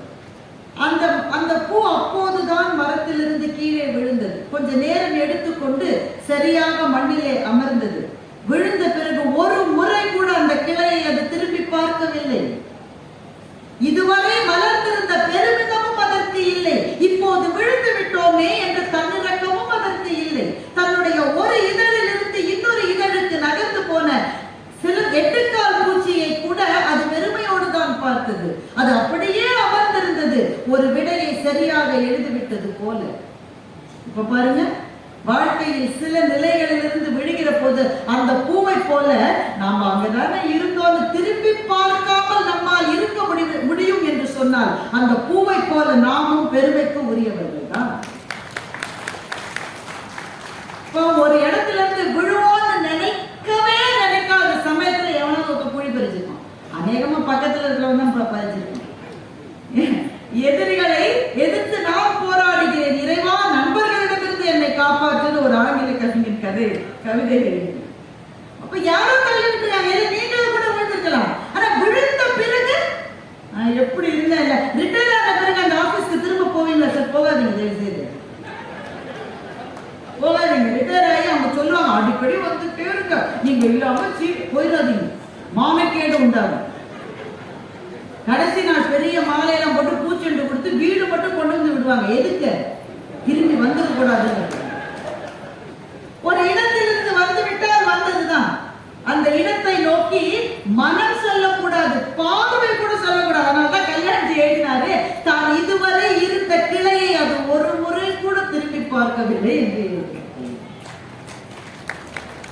இன்னொரு கவிதை சொல்றேன், இது போகன் எழுதிய ஒரு கவிதை. போகன் அந்த கவிதையில, இது உன்னிப்பா கவனிக்க வேண்டிய கவிதை. அவர் வேற பேசிட்டே இருக்காரு, இருந்தாலும் கொஞ்சம் கஷ்டப்பட்டு கவனிங்க. என்னுடைய அகங்காரம், இது அவரே சொல்றார், ஒரு கவிஞன் சொல்றான். இந்த கவிஞன் யாரா வேணுமா இருக்கலாம். இந்த கவிஞன் திருநாவுக்கரசராக இருக்கலாம், இந்த கவிஞன் கம்பனாக இருக்கலாம், திருத்தக்க தேவராக இருக்கலாம், பாரதியாக இருக்கலாம், பாரதிதாசனாக இருக்கலாம், யாரா வேணா இந்த கவிஞன் இருக்கலாம். ஆனா அத்தனை கவிஞர்களாகவும் நின்று கொண்டு கவிஞர் போகன் இந்த கவிதையை எழுதியிருக்கிறார். என்னுடைய அகங்காரம் என்னுடைய படிப்பில் இருந்தோ என்னுடைய எழுத்தில் இருந்தோ வந்ததல்ல. கவிஞர் சொல்றான், கவிஞர்கள்லாம் ஒரு கெத்தா தானே இருக்கணும் இல்ல?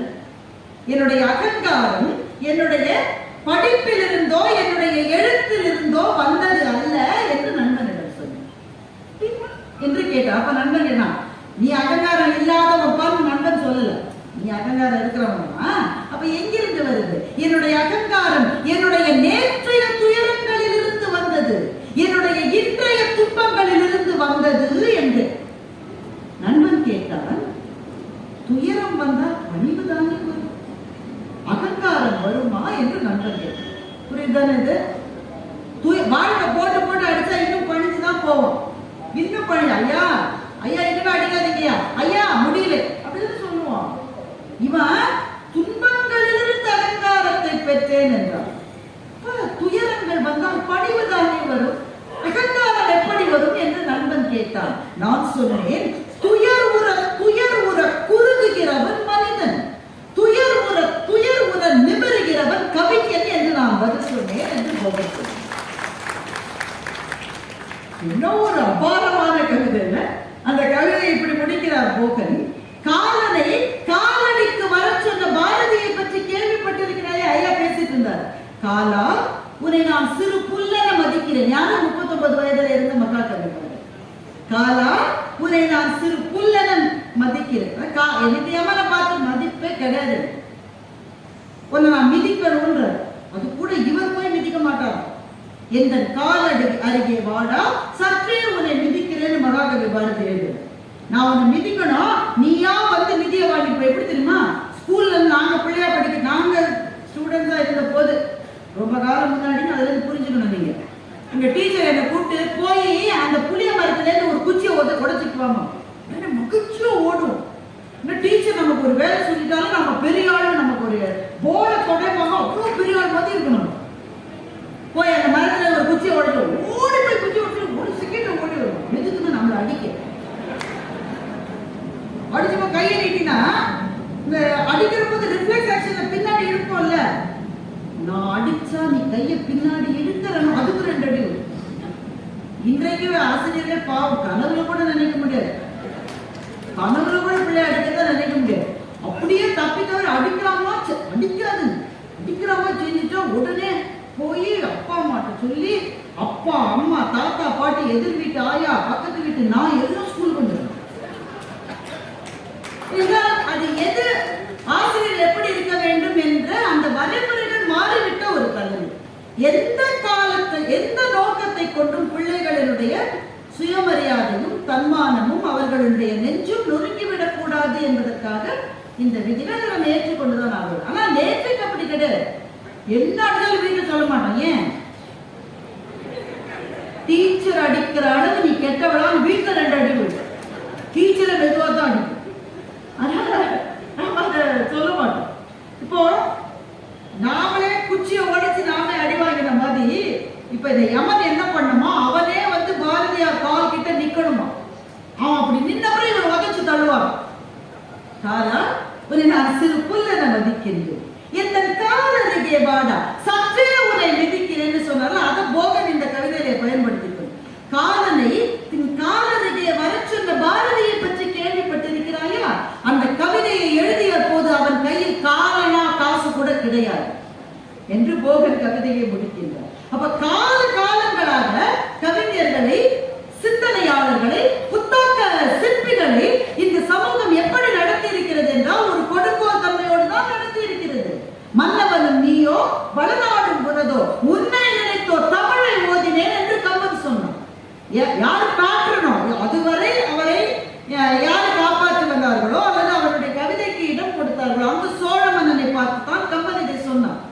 அப்ப என்னுடைய கவிதைக்கு, என்னுடைய கவித்திறனுக்கு ஒரு குறைவு வந்தது என்றால், உன்னை அண்டி பிழைக்கிறவன் போல என்னை நீ நடத்த ஆரம்பித்தால் அதற்கு பிறகு அந்த இடத்தில் நான் நிற்க மாட்டேன் என்ற கவிஞர்களால் தான் தமிழ் இன்றைக்கு இத்தனை தூரம் வளர்ந்திருக்கிறது. அப்ப இந்த 2 கவிதைகளையும் 2 எக்ஸ்ட்ரீம்ல நீங்க வச்சு பாருங்க. முதல் கவிதையில் வண்ணதாசன் ஒரு நிலையிலிருந்து விழுந்து விட்ட போது கூட மனச்சலனம் இல்லாமல் வாழ்கிற வாழ்க்கையை சொல்லுகிற கவிதை இந்த பக்கம். வாழ்க்கை உன்னை போட்டு எவ்வளவு அடிச்சு மிதிச்சாலும் நீ அந்த வாழ்க்கையை பார்த்து துயர்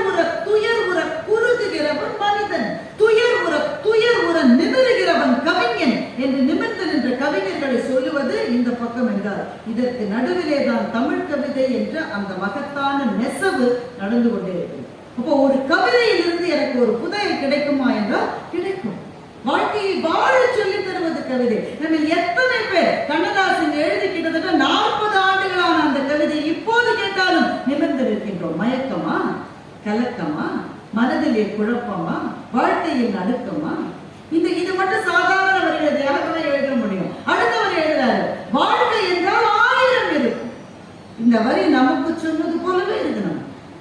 வாசல்தோறும் வேதனை இருக்கும், வந்த துன்பம் எதுவென்றாலும் வாடி நின்றால் ஓடுவதில்லை, எதையும் தாங்கும் இதயம் இருந்தால் இறுதி வரை நிம்மதி நிலவுன்னு சொல்றார் கண்ணதாசன் என்றால். ஒரு கவிதை வாழ்க்கையே மாற்றி பார்க்கிற ஒரு பார்வையை கொடுக்க முடியுமா என்றால் கொடுக்க முடியும். அதுதான் கவிதையினுடைய சிறப்பு. அப்போ ஒரு சொல்லிலிருந்து ஒரு புதையல் கிடைக்கல, ஒரு வாசகத்திலிருந்து ஒரு புதையல் கிடைக்கல, ஒரு கவிதையிலிருந்து ஒரு புதையல் கிடைக்கலாம், ஒரு சிறுகதையிலிருந்து ஒரு புதையல் கிடைக்கலாம். எத்தனையோ சிறுகதைகள் நெஞ்சத்துக்குள்ள அலைமோதுகின்றன. இன்றைக்கு நான் சொல்ல போகிற சிறுகதை எழுத்தாளர் சூடாமணி அவர்களுடைய ஒரு சிறுகதை. நம்ம இந்த வாழ்க்கையில் நிறைய இழந்துட்டோம் சார். அதை ரொம்ப அழகாக படம் எடுத்து காட்டிக்கொண்டே வந்தோம். எவ்வளவு இழந்து விட்ட வாழ்க்கை. யாரோ சொல்றாங்க எதை சாப்பிடணும், யாரோ சொல்றாங்க நீ it is time to stand up. நம்ம ஏற்கனவே நான் நிமித்தா இருக்கேன், நீ இதை சாப்பிடு, நீ இதை செய்ய.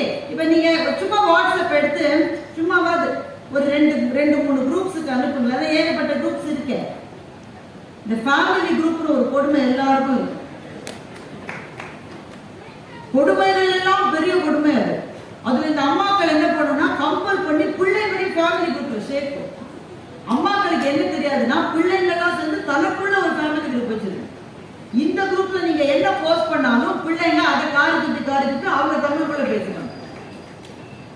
சும்மா வாட்ஸ்அப் குரூப்ல போடுங்களேன், நம்ம எல்லாரும் சேர்ந்து ஸ்ரீலங்காவுக்கு ஒரு பயணம் போனால் என்ன அப்படின்னு சும்மா போடுங்களேன். போக வேண்டாம். நீங்க போட்டீங்கன்னா அதை போட்ட 2 மணி நேரத்துக்குள்ள நீங்க ஃபேஸ்புக்கு போனாலும் சரி, இன்ஸ்டாக்கு போனாலும் சரி, எதுக்கு போனாலும் சரி, ஸ்ரீலங்கால உங்களுக்கு சொர்க்கத்தை காட்டுகிற இடங்கள் இதெல்லாம். நீங்க ஸ்ரீலங்கால தங்க வேண்டும். நான் ஒன்றும் சொல்லலையப்பா, நான் என் மச்சான்கிட்ட பேசிட்டு இருந்தேன். நீ மச்சான்கிட்ட பேசினாலும், மாப்பிள்ளைகிட்ட பேசினாலும், மருமகிட்ட பேசினாலும் நீ போன்ல தான் பேசிட்டு இருக்க. your phone is listening to you. இப்படி மற்றவர்கள் நம்மை கவனித்துக் கொண்டே இருக்கிற ஒரு உலகத்தில் நாம் வாழ்கிற போது பலவற்றை இழக்கிறோம். இழந்ததனுடைய பட்டியல் மிக பெரிது. நம்மளாம் சின்ன பிள்ளையா இருக்கும்போது வீட்டு வாசல்ல வித்துட்டு போவாங்க, அந்த குரல்களை இழந்து விட்டோம். பாத்தீங்களா? பாய் பாய் பாய்னு கத்திட்டு ஒருத்தர் கரெக்டா போவார். இந்த பஞ்சு மிட்டாயில் இருக்கிற சகோதரர் ஒரு போவார். அவர் ஒரு குச்சி வச்சுருவார், குச்சி மேல ஒரு பொம்மை இருக்கும். அந்த பொம்மையை பார்க்க எப்படி பரவசமா இருக்கும் தெரியுமா? அவர் இந்த கையில இந்த ரோஸ் கலர்ல ஒரு வாட்ச் ஒண்ணு, அதை விட ஒரு சுவையான இனிப்பு என் வாழ்க்கையில் நான் சாப்பிட்டதே இல்லை. அந்த மிட்டாயை விட எவ்வளவு இழந்திருக்கிறோம். இப்படி இழந்ததுனா பரவாயில்ல, ஏன்னா இழந்தது பல வேற ஒன்று கிடைக்கும் வாழ்க்கையில். ஆனால் மிகப்பெரிய இழப்பு என்று நான் நினைப்பது சகோதர சகோதரிகளுக்கு இடையிலே இருக்கின்ற அந்த ஒற்றுமை கலந்த ஒரு வாழ்க்கை. நீங்க ஒத்துக்கிறீங்களான்னு எனக்கு தெரியல, ஆனா முன்ன மாதிரி அது இல்லைன்னு தான் எனக்கு தோன்றுது. சூடாமணி ஒரு கதை எழுதியிருக்கார். அந்த கதையில ஆரம்பத்துல எல்லா அவங்க அந்த கதையை எழுதி 40 வருஷத்துக்கு மேல இருக்கும். ஆனா அந்த கதையை கிட்ட இப்ப நடக்கிற மாதிரி இருக்கும். அதுதான் சூடாமணியினுடைய எழுத்தினுடைய சிறப்பு. சூடாமணி சில உடல் குறைபாடுகளால் அவங்க வீட்டை விட்டு பெரும்பாலும் வெளியே போயிடாத ஒரு எழுத்தாளர். வீட்டுக்குள்ளேயே தான் இருந்திருக்காங்க. ஆனால் வீட்டுக்குள்ளே இருந்து அவர்கள் அவதானித்த உலகம் என்பது அத்தனை பிரம்மாண்டமாக இருந்திருக்கிறது. இந்த கதையில ஒரு அண்ணன் ஒரு தம்பி. அண்ணன் கலெக்டர் ஆபீஸ்ல பெரிய பதவியில இருக்காரு. தம்பி ரொம்ப ரொம்ப ரொம்ப ரொம்ப சாதாரணமான ஒரு பதவியில இருக்காங்க. இப்ப அண்ணனுக்கும் தம்பிக்கும் இருக்கிற உறவு எப்படி என்பது நான் சொல்லாமலே உங்களுக்கு விளங்குமே. அண்ணனும் தம்பி ஒருவரோடு ஒருவர் பேசிக் கொள்வதே கொஞ்சம் கொஞ்சமா நிறுத்திட்டாங்க. அப்படியே அவங்க பேசினாலும் அவங்க வீட்டுக்காரமா அவர்கள் உரையாடுவதை விரும்புவதே கிடையாது. இப்ப இந்த தம்பி என்ன சொல்லிட்டான், அவனுக்கு நாளா பெரிய விஷயம் இல்லை, அவன் கலெக்டர் ஆபீஸ்ல பெரிய பதவியில இருக்கான், அமைச்சர்கள்லாம் அவன் வீட்டுக்கு வராங்க, கலெக்டர் அவன் வீட்டுக்கு வராங்க, நான் என்ன எதுக்கு ஒரு சாதாரண பியூன் மாதிரி ஒரு வேலையில இருக்கேன், என்ன தம்பி நான் மதிப்பானா? இப்ப அண்ணனுடைய வீட்டுல ஒரு திருமணம் வரும். அண்ணனுடைய மகளுக்கு திருமணம். முதல் தகவல் யாருக்குங்க போனோம்? தம்பிட்ட ஆலோசனை கேட்டிருக்கணும். ஆனா பத்திரிகை எல்லாம் அடிச்ச பிறகுதான் அண்ணன் வீட்டுல கல்யாணமே தம்பிக்கு தெரிய வரும். உடனே தம்பி என்னுடைய மனைவி பொங்கி எழுந்து, அவங்களுக்கு என்ன பணக்காரங்க, நம்மள அவங்க மதிப்பாங்களா, நீங்க தான் போய் போய் நின்று உங்க மரியாதையை கெடுத்துட்டீங்க. உடனே இவங்க 2 பேருக்கு சண்டை மூண்டு அண்ணன் வந்து பத்திரிகையை கொடுத்து அனுப்புறாரு. பத்திரிகையை கொடுத்து அனுப்புறாரு. ஏன் கொடுத்து அனுப்புறாரு? அவங்க வீட்டுக்காரங்க சொல்லியிருக்கோம், அந்த வீட்டுக்கெல்லாம் போய் நான் பத்திரிகை வைக்கிறது அப்படின்னு சொல்லியிருக்காரு. தம்பி சொல்லிட்டாரு, கல்யாணம் பக்கத்திலேயே தான் மண்டபம், ஒரே பெரிய பந்தல் போட்டு பிரம்மாண்டமா இருக்கு. தம்பியினுடைய மனைவிக்கு டிக்கு டிக்கு டிக்கு டிக்குன்னு ஆகுது. நான் வேணா போயிட்டு வரட்டாங்க, அவமானப்பட்டு வருவேன், நானே போல, நீ எதுக்கு போற? இல்ல என்ன சீர் வச்சிருக்காங்க, என்ன செஞ்சிருக்காங்க, என்ன வரிசை வச்சிருக்காங்க, யார் யார் வராங்க, அதை மாத்திரம் பார்த்துட்டு சிச்சி அங்கெல்லாம் நான் சாப்பிட மாட்டேன், நினைக்கவே மாட்டேன், அதை மாத்திரம் பார்த்துட்டு வரேன்னு மனைவி மட்டும் வேவு பார்க்க போகுது. கல்யாணத்துக்கு போல வேவு பார்க்க போகுது. போன இடத்துல அந்த அண்ணனுடைய மனைவி தம்பியினுடைய மனைவி பார்த்தியம்மா வழி தெரிஞ்சுதான் அவங்க வீட்டுக்காரர் வரலையா, கூப்பிடுற மாதிரி கூப்பிட்டா வர்றவங்க எல்லாம் வருவாங்க, கூப்பிடுற மாதிரி நீங்க உறவை வச்சிருக்குன்னா நாங்க வந்து கூப்பிடுவோம், பேசிட்டே போறாங்க. அதுக்குள்ள கல்யாணத்துக்கு டைம் ஆயிடுச்சு. அண்ணன் வந்து மாடியிலேருந்து கலெக்டர் வந்துட்டாரு. கலெக்டர் வரவேற்க அண்ணன் மாடியிலேருந்து தப்பு தப்பு தப்பான்னு இறங்கி வராரு. வழியில யாரும் காஃபியை கொட்டி வச்சிருக்காங்க. கால் வழுக்கி விழுந்து பிராக்சர் ஆயிடுச்சு. வலி தாங்க முடியாம அண்ணன் கத்துறாரு. இப்ப அவர் தான் நின்று அந்த சடங்கு முறையை செய்யணும். அப்பா இருந்து செஞ்சாதான் திருமணத்தை செய்ய முடியும். உடனே அண்ணனுடைய மனைவி, ஐயோ இப்படி ஆயிடுச்சு, இந்த கண்ணு பட்டுதோ, எந்த நல்ல கண்ணு பட்டுதோ, இப்படி ஆயிடுச்சு, சரி கல்யாணத்தை வேற தேதிக்கு மாத்தி வைக்கலாங்குது அண்ணனுடைய மனைவி. அண்ணன் சொல்ற அதை மாத்தி வைக்க முடியாது, கலெக்டர் வந்துட்டாரு, மினிஸ்டர் வந்துட்டே இருக்காரு, நான் அவங்களோட டேட்டை வாங்கி தான் இந்த தேதியை வச்சேன், மண்டபத்தை பிடிச்சிருக்கோம், அதெல்லாம் மாத்த முடியாது, நீங்க இப்படி இருக்கிற போது எப்படி செய்ய முடியும்? அண்ணன் சொன்னாரு, நான் நிக்க வேண்டிய இடத்துல நான் இல்லைன்னா நிக்கிறதுக்கு ஒரே ஒரு ஆளுக்கு தான் முடியும். என் தம்பி போய் கூட்டிட்டு வந்தேன். உடனே தம்பி மனைவி அங்க இருக்குல்ல, அது உள்ளுக்குள்ள கிழிஞ்சிட்டு இருக்கும். அது சொல்லிச்சு, அவர் வர மாட்டார், கல்யாணத்தையே வராதவரு, நீங்க வராதனா வராத கூடாதா, நீ வா நான் வரணுமா, நாங்க நீங்க வச்ச ஆளுங்கள நானே கூட சும்மா பார்த்துட்டு போறேன்னு அவர் அதுக்கு கூட வரல. நீங்க ஒண்ணு நினைக்காதீங்க, அவர் வரமாட்டார், நீங்க வேற தேதியில வைங்க. அண்ணா அவருக்கு அதுக்கெல்லாம் பதில் சொல்லல. தன்னோட ஃப்ரெண்ட்ஸ் 2 பேர் கூட, என் தம்பியை போய் நான் வர சொன்னேன்னு சொல்லு போ.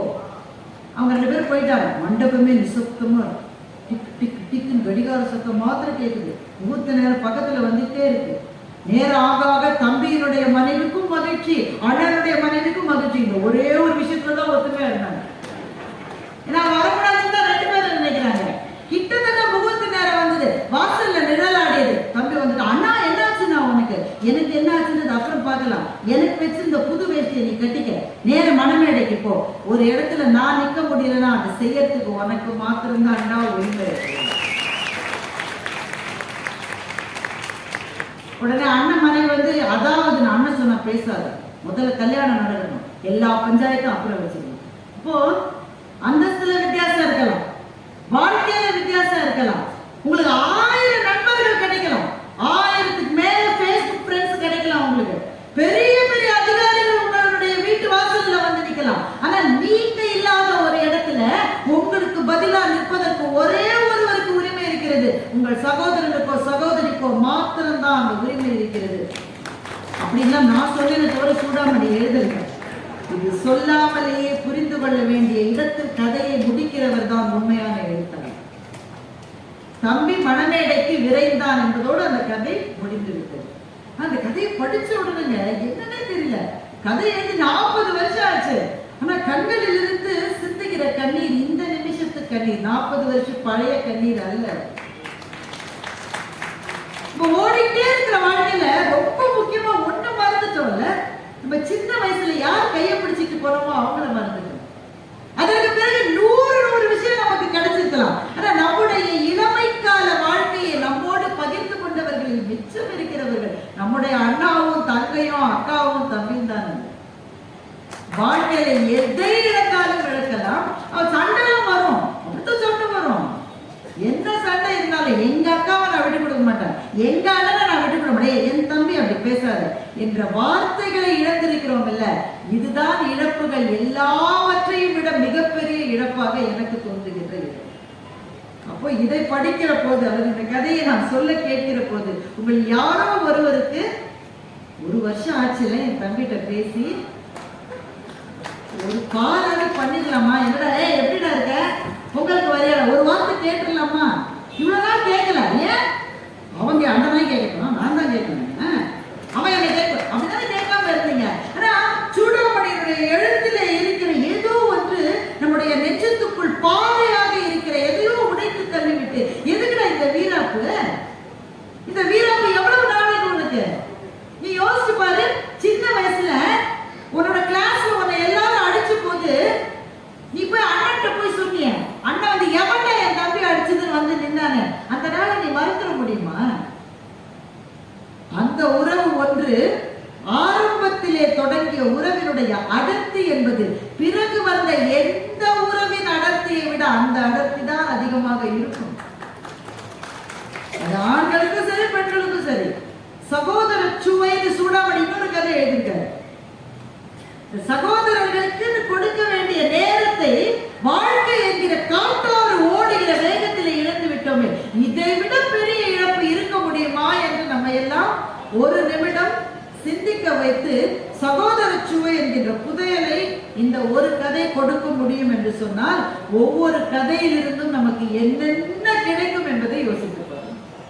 எனவே ஒரு கதைக்குள் இருந்து ஒரு புதையலையே நம்மால் எடுத்து விடணும். அப்போ ஒரு வார்த்தையிலிருந்து ஒரு புதையல் கிடைக்கலாம், ஒரு வாசகத்திலிருந்து ஒரு புதையல் கிடைக்கலாம், ஒரு கவிதையிலிருந்து ஒரு புதையல் கிடைக்கலாம், ஒரு கதையிலிருந்து ஒரு புதையல் கிடைக்கலாம், ஒரு புத்தகத்திலிருந்து ஒரு புதையல் கிடைக்கும். புத்தகத்திலிருந்து ஏன் புதையல் கிடைக்கும் என்று சொன்னால், நிறைய பேரு என்கிட்ட சொல்ற பிரச்சனை என்னன்னா, மேடம் படிக்கணும் நீங்க சொல்றீங்க மேடம், இந்த புத்தக கண்காட்சியில நானும் புக்கெல்லாம் வாங்கினேன் மேடம், படிக்க ஆரம்பிச்சோம் அப்படியே ஒரு தூக்கம் வருது பாருங்க, அப்படிதான் வரும். தூக்கம் வராது உங்களுக்கு யார் சொல்லுங்க, அப்படிதான் வரும். அதுல ஏதோ ஒரு சொல், அந்த சொல் அது உங்களுக்கு பிடிச்சிருப்பாருங்க, அதை பிடிச்சிருக்கீங்கன்னு வைங்க, அதுக்கப்புறம் எந்த தூக்கமும் வராது. அந்த புத்தகத்தை படித்து முடிக்காமல் உங்களால் தூங்கவே முடியாது. ஏன் புத்தகம் நம்மை அந்த எல்லைக்கு அழைத்து போகிறது என்றால், புத்தகம் ஒன்றுதான் படிக்கிற போது நம் நெஞ்சத்துக்குள் காட்சிகளை நம்மால் வரைந்து கொள்ள முடியும், நமக்கான இசையை நாமே உருவாக்கி கொள்ள முடியும்.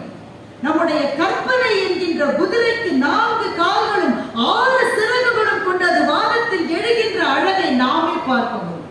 அந்த எழுத்தாளர் யார்? அவரை நான் இதுவரை பார்த்ததே கிடையாது. அவர் என்ன ஜாதின்னு எனக்கு தெரியாது, அவர் எந்த ஊர்க்காரர் எனக்கு தெரியாது, அவர் எந்த இடத்துல வேலை செய்யறாரு, காசு இருக்கிற எழுத்தாளரா காசு இல்லாத எழுத்தாளர் எனக்கு கவலை இல்லை. ஆனால் என் நெஞ்சத்துக்கு அவர் மிக நெருங்கியவர். அந்த எழுத்தாளரை என்றாவது ஒரு நாள் நான் சந்தித்தால் அநேகமாக அவர் பக்கத்தில் போய் உங்க கதையெல்லாம் எனக்கு ரொம்ப பிடிக்கும் சார்னு சொல்லக்கூட மாட்டேன். ஏனென்றால் எனக்கு தேவை அந்த எழுத்தாளருடைய உருவம் அல்ல, எனக்கு தேவை கதையிலிருந்து புறப்பட்டு வருகிற அந்த எழுத்தாளர் எனக்கு போதும். அவரை நான் நேரில் பார்க்க வேண்டாம், பேச வேண்டாம், பழக வேண்டாம், அவர் எனக்கு நண்பராக கூட இருக்க வேண்டும். ஒருவேளை அப்படி பக்கத்திலே போய் இவரா இப்படி எழுதினார்னு சந்தேகம் வந்துருச்சுன்னா, அதனால் தூரத்தில் இருந்து தெரிகிற அந்த தரிசனம் என்பது ஜோதிமயமான தரிசனம். திருமக்களே, சில கதைகள் நம்முடைய வாழ்க்கையில் நாம் செல்ல வேண்டிய பாதையை நமக்கு நிர்ணயமிட்டு காட்டுகின்றன. சில புத்தகங்களும் அப்படித்தான். 100 புத்தகங்களை சொல்ல முடியும், 100 புத்தகங்களை சொல்ல முடியும். நான் நீங்க ஒன்றை யோசித்து பார்த்திருக்கிறீர்களா நண்பர்களே? ஒரு கலாச்சாரத்தை, ஒரு இனக்குழுவை சிதைக்க வேண்டும் என்று நினைக்கிறவர்கள் என்ன செய்யணும்? இந்த கலாச்சாரமே இருக்கக்கூடாதுங்க, இந்த செட்டே இருக்கக்கூடாதுன்னு நினைக்கிறவர்கள் என்ன செய்யணும்? அவங்க துப்பாக்கி வச்சு சுடணும், அறிவாளை வச்சு வெட்டணும், இருக்கிற அத்தனை பேரும் குழந்தையில இருந்து குஞ்சு புழுவால இருந்து அத்தனையும் கொல்லணும், அப்படிதான் செய்யணும். ஆனால் என்ன ஆச்சரியம் பாருங்க, ஒரு பண்பாட்டையே மறைய செய்ய வேண்டும் என்று நினைக்கிறவர்கள் அந்த பண்பாட்டினுடைய உரைக்கல்லாக இருக்கிற நூலகங்களைத்தான் எப்போதும் இருந்திருக்கிறார். பண்டைய அலெக்சாண்ட்ரா என்ற நகரை பற்றி எரிந்தது ஏன்? அங்கே ஒரு நூலகம் இருந்தது. த பேஜன் கல்ச்சர் என்று ஐரோப்பாவிலே அன்றைக்கு பரவலாக இருந்த ஒரு பண்பாட்டு குறியீட்டை அழிக்க நினைத்தவர்கள் ஆட்களை கொன்றார்கள். அதை விட முக்கியமாக ஆட்களை கொன்றா கூட அவங்க புதுசா முளைச்சிட்டே இருக்காங்க. புதுசா முளைக்கிறவன் இனிமே முளைக்காம இருக்கணும்னா அந்த பண்பாட்டினுடைய பாதுகாவலாக இருக்கிற நூலகத்தை எரிக்க வேண்டும் என்று அலெக்சாண்ட்ராவிலே பற்றி எரிந்த தீ முதல் தீ. நாலாந்த அறிவு களஞ்சியமாக பெட்டகமாக இருந்தது. அங்கே அந்த புத்தகங்களுக்கு ஓலைச்சுவடிகளுக்கு இடப்பட்ட தீயை அணைப்பதற்கே மாத கணக்கில் ஆகியது என்று வரலாற்று ஆய்வாளர்கள் கூறுகிறார்கள். அத்தனையும் ஏன் எரித்தார்கள்? அந்த புத்தகங்களுக்கு இருக்கிற வெறுப்பினால் அல்ல. அந்த புத்தகம் இருக்கிற வரை அந்த அறிவு ஜீவோ தாங்க கிளம்பிட்டே இருப்பான். அடுத்த அறிவு ஜீவி வரக்கூடாது என்றால் புத்தகங்களை அழிப்பது ஒன்றுதான் வழி என்று சொன்னார்கள். அண்மையிலே எரிந்த தீ யாழ் நூலகத்திலே எரிந்த தீ. அங்கே எத்தனை லட்சம் புத்தகங்கள்னு தெரியவில்லை. கிட்டத்தட்ட 5 லட்சம் புத்தகங்கள் என்று எழுத்தாளர் சுஜாதா ஒரு குறிப்பிலே சொல்லுகிறார். அத்தனை புத்தகங்களும் எரிக்கப்பட்டன. எனவே ஒரு அறிவு சார்ந்த ஒரு சமூகத்தை, ஒரு இனத்தை, ஒரு பண்பாட்டு குழுவை நீங்க கட்டுப்படுத்தணும்னு நினைச்சா கொலை மாத்திரம் ஆயுதம் அல்ல, நூலகங்களை எரிப்பதும் ஒரு ஆயுதம் என்றால் அதிலிருந்து புரிந்து கொள்ளுங்கள் புத்தகத்தினுடைய சக்தி என்ன என்பதை அதிலிருந்து நீங்கள் புரிந்து கொள்ளுங்கள். அந்த புத்தகம் இருக்கிறவரை, இன்னைக்கு அந்த புத்தகத்தை யாரும் படிக்காமல் கூட இருக்கலாம், ஆனால் அது வாழ்கிறவரை யாரோ ஒரு புரட்சியாளர் கிளம்பி வந்து கொண்டுதான் இருப்பான். அவனை உங்களால் நிறுத்தவே முடியாது. ஒவ்வொரு புத்தகமும் இதுவரை நாம் பார்க்காத ஒரு வாழ்க்கையை நமக்கு காட்டிக் கொண்டே இருக்கிறது. நான் 100 உதாரணம் சொல்ல முடியும், ஆனா எனக்கான நேரம் கிட்டத்தட்ட நிறைவடைகிற பொழுது வந்துடுது. ஒரே ஒரு புத்தகத்தை சொல்றேன். இங்க ஒரு புத்தகத்தை சொல்றதுனால இந்த அம்மா ஒண்ணுதான் படிச்சு சொல்றதுக்கு நேரம் அவ்வளவுதான் இருக்கு. மிக மிக சிறப்பான ஒரு புத்தகம் கிழக்கு பதிப்பகத்தில் போட்டிருக்காங்க.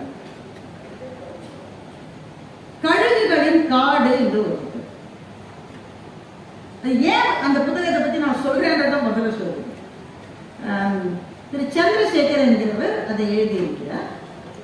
அநேகமாக அவர் காட்டிலாக்காவினுடைய துறை அதிகாரியாக ஒருவேளை இருக்கிறார் என்று நினைக்கின்றேன். வேலை நிமித்தமாக காடுகளுக்கு போற அந்த பணி அவர்.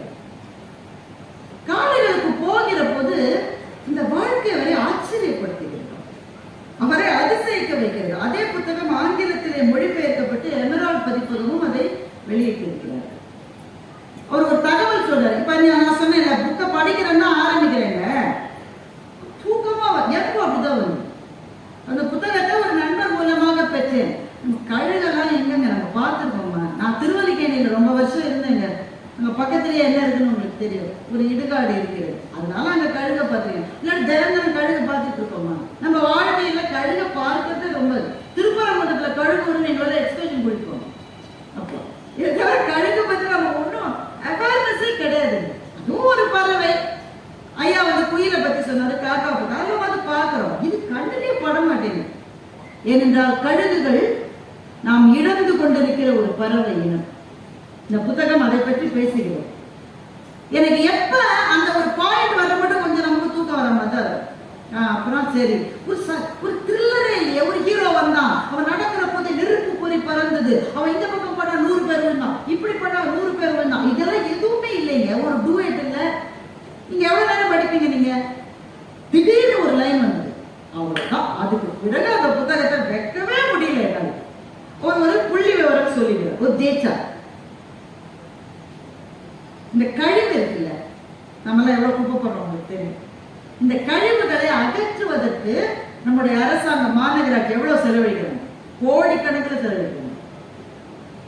ஒரே ஒரு கழுகு தன்னுடைய வாழ்நாளில் அகற்றுகிற கழிவுக்கு நீங்க ஒரு பொருளாதார மதிப்பு போட்டால் கிட்டத்தட்ட 3.5 லட்சம் ரூபாய் செலவாகக்கூடிய அளவுக்கான கழிவை ஒரு சின்ன கழுகு நீக்கி விடுகிறது தன் வாழ்நாள்.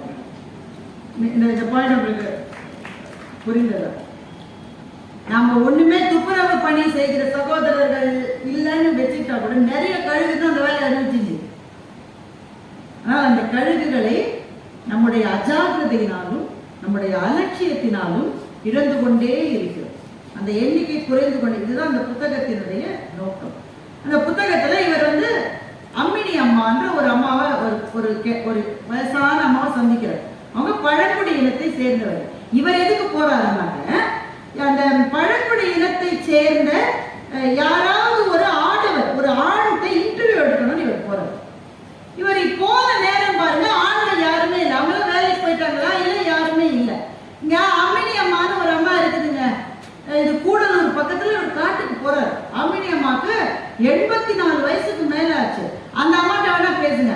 என்னங்க, நான் கொஞ்சம் இன்டர்வியூக்காக வந்திருக்கேங்க. அதாவது ஆண்கள் காட்டுக்குள்ள போற அளவு பெண்கள் போக மாட்டாங்க தானே அப்படின்னு இவர் சொல்றாரு. பெண்கள் அவ்வளவா போக மாட்டாங்க, அவங்களுக்கு அவ்வளவு விஷயம் தெரியாது. நீ வேணும்னா இந்த அம்மாட்ட எடு, இல்லைன்னா கிளம்பிக்கிட்டே இருந்து அவங்க சொல்லியிருக்காங்க. சரி, வந்த வேலைக்கு இதையாவது முடிப்போமேன்னு அம்மினி அம்மாவுக்கு 84 வயசு பாட்டு என்ன பேசுன்னு நினைச்சிட்டு இவர் போயிருக்காரு. அந்த அம்மாவோட இன்டர்வியூ எடுத்துக்க பாருங்க. அதுதான் அவருக்கு கிடைத்த புதையல். ஒவ்வொருத்தருக்கும் புதையல் ஒவ்வொரு இடத்துல கிடைக்கிறது இல்லை. அவருக்கு கிடைத்த புதையல் அம்மினி அம்மாவோட. அம்மினி அம்மா வீட்டுக்கு இவர் போறாரு. வீடுன்னா என்னங்க, அவங்களுக்கு தெரியவே தெரியாது. பழங்குடியின மக்களுடைய வீடெல்லாம் எப்படி இருக்குன்னு கூட நமக்கு தெரியாது. வெறும் மண்ணை குழைச்சு பூசின தரைங்க, அவ்வளவுதாங்க வீடு. வெறும் மண்ணை குழைச்சு அப்படி வீடு மாதிரி ஒண்ணு, அவ்வளவுதான். அதுலதான் அந்த அம்மா 84 வருஷமா இருந்துட்டு இருக்கு. இவர் போற பாதையை பார்த்தா அந்த பாதையில யானைகள் நடந்து போன தடம் இருக்கு. ஒரு யானை, 2 யானை இல்ல, பல யானைகள் நடந்து போன தடம். அந்த அம்மா வீட்டுக்கு பக்கத்திலேயே போயிருக்கு யானை எல்லாம். நாம காட்டு வழியில யானை பார்த்தா என்ன ஆகும்? நாம உடனே மேன் அனிமல் கான்ஃபிளிக்ட் அடுத்த பேப்பர்ல வந்துடும். மனிதனும் விலங்குகளும் ஒன்றுக்கொன்று எதிரான. இவர் அம்மினி அம்மாட்ட கேட்கிறாரு, யானை வந்ததா? தினமும் வருது. என்னமா இப்படி சொல்ற? ஆமா, இது யானை போற பாதை தானே, இங்கதான் போகும்.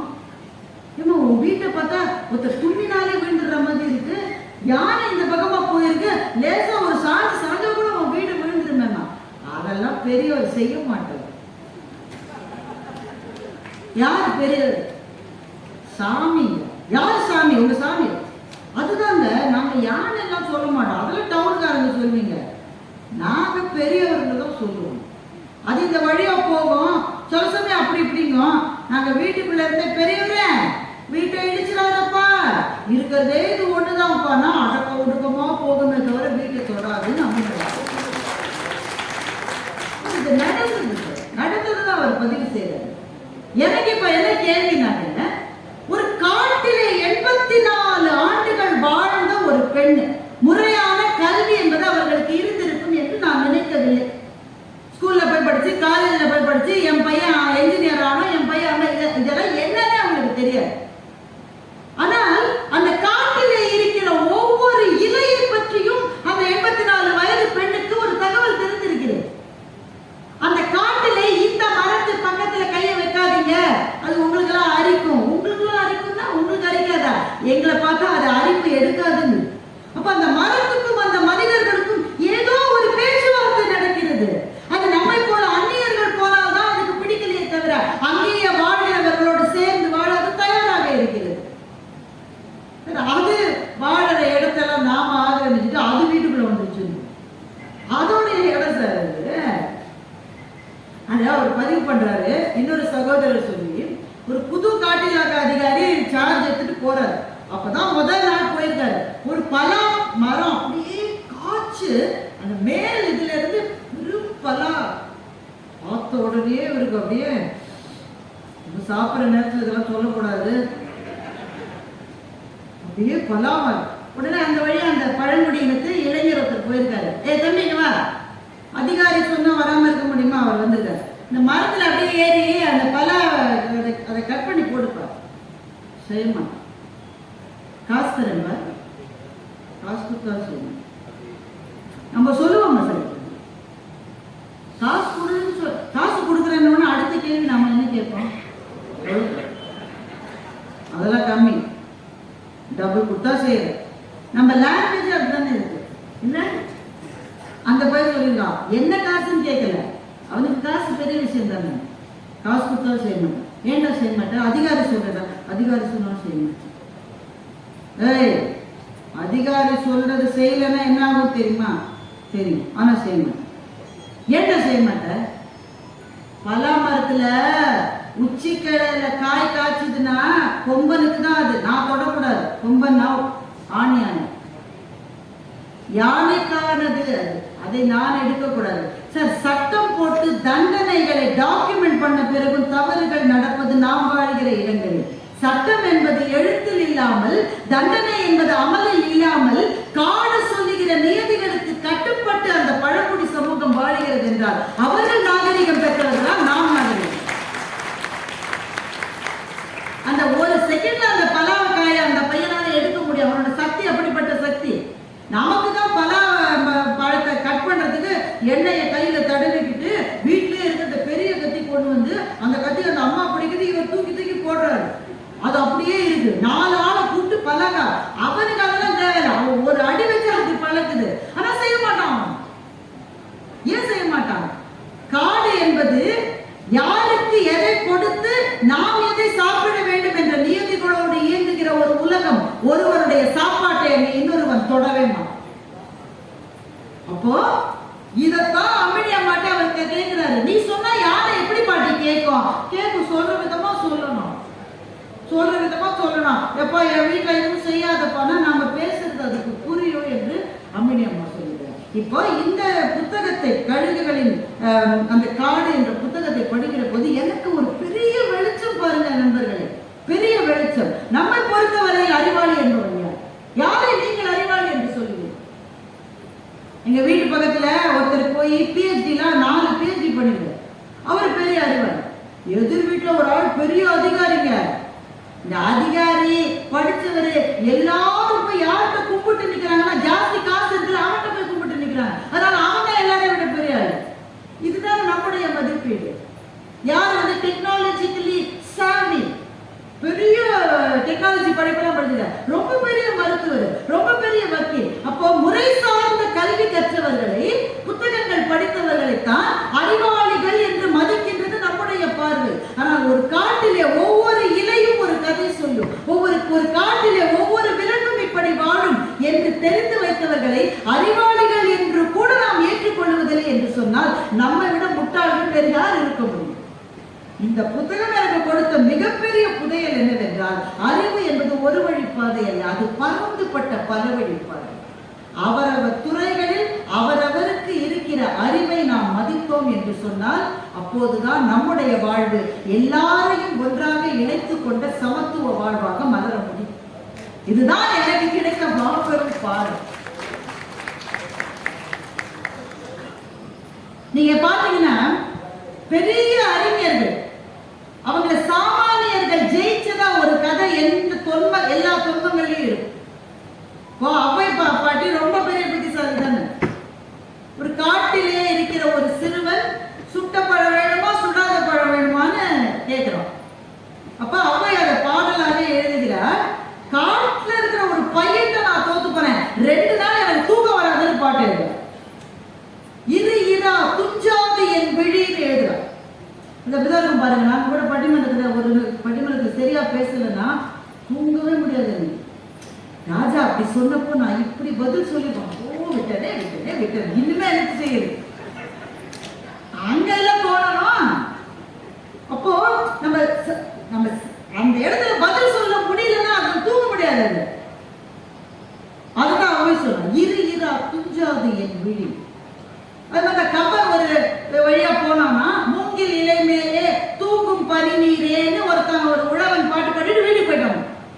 அடுத்த நாள் எப்ப வருவோம்? அடுத்த லைன் கம்பனுக்கு வராத வரியா? அடுத்த லைன் கம்பனுக்கு வரல.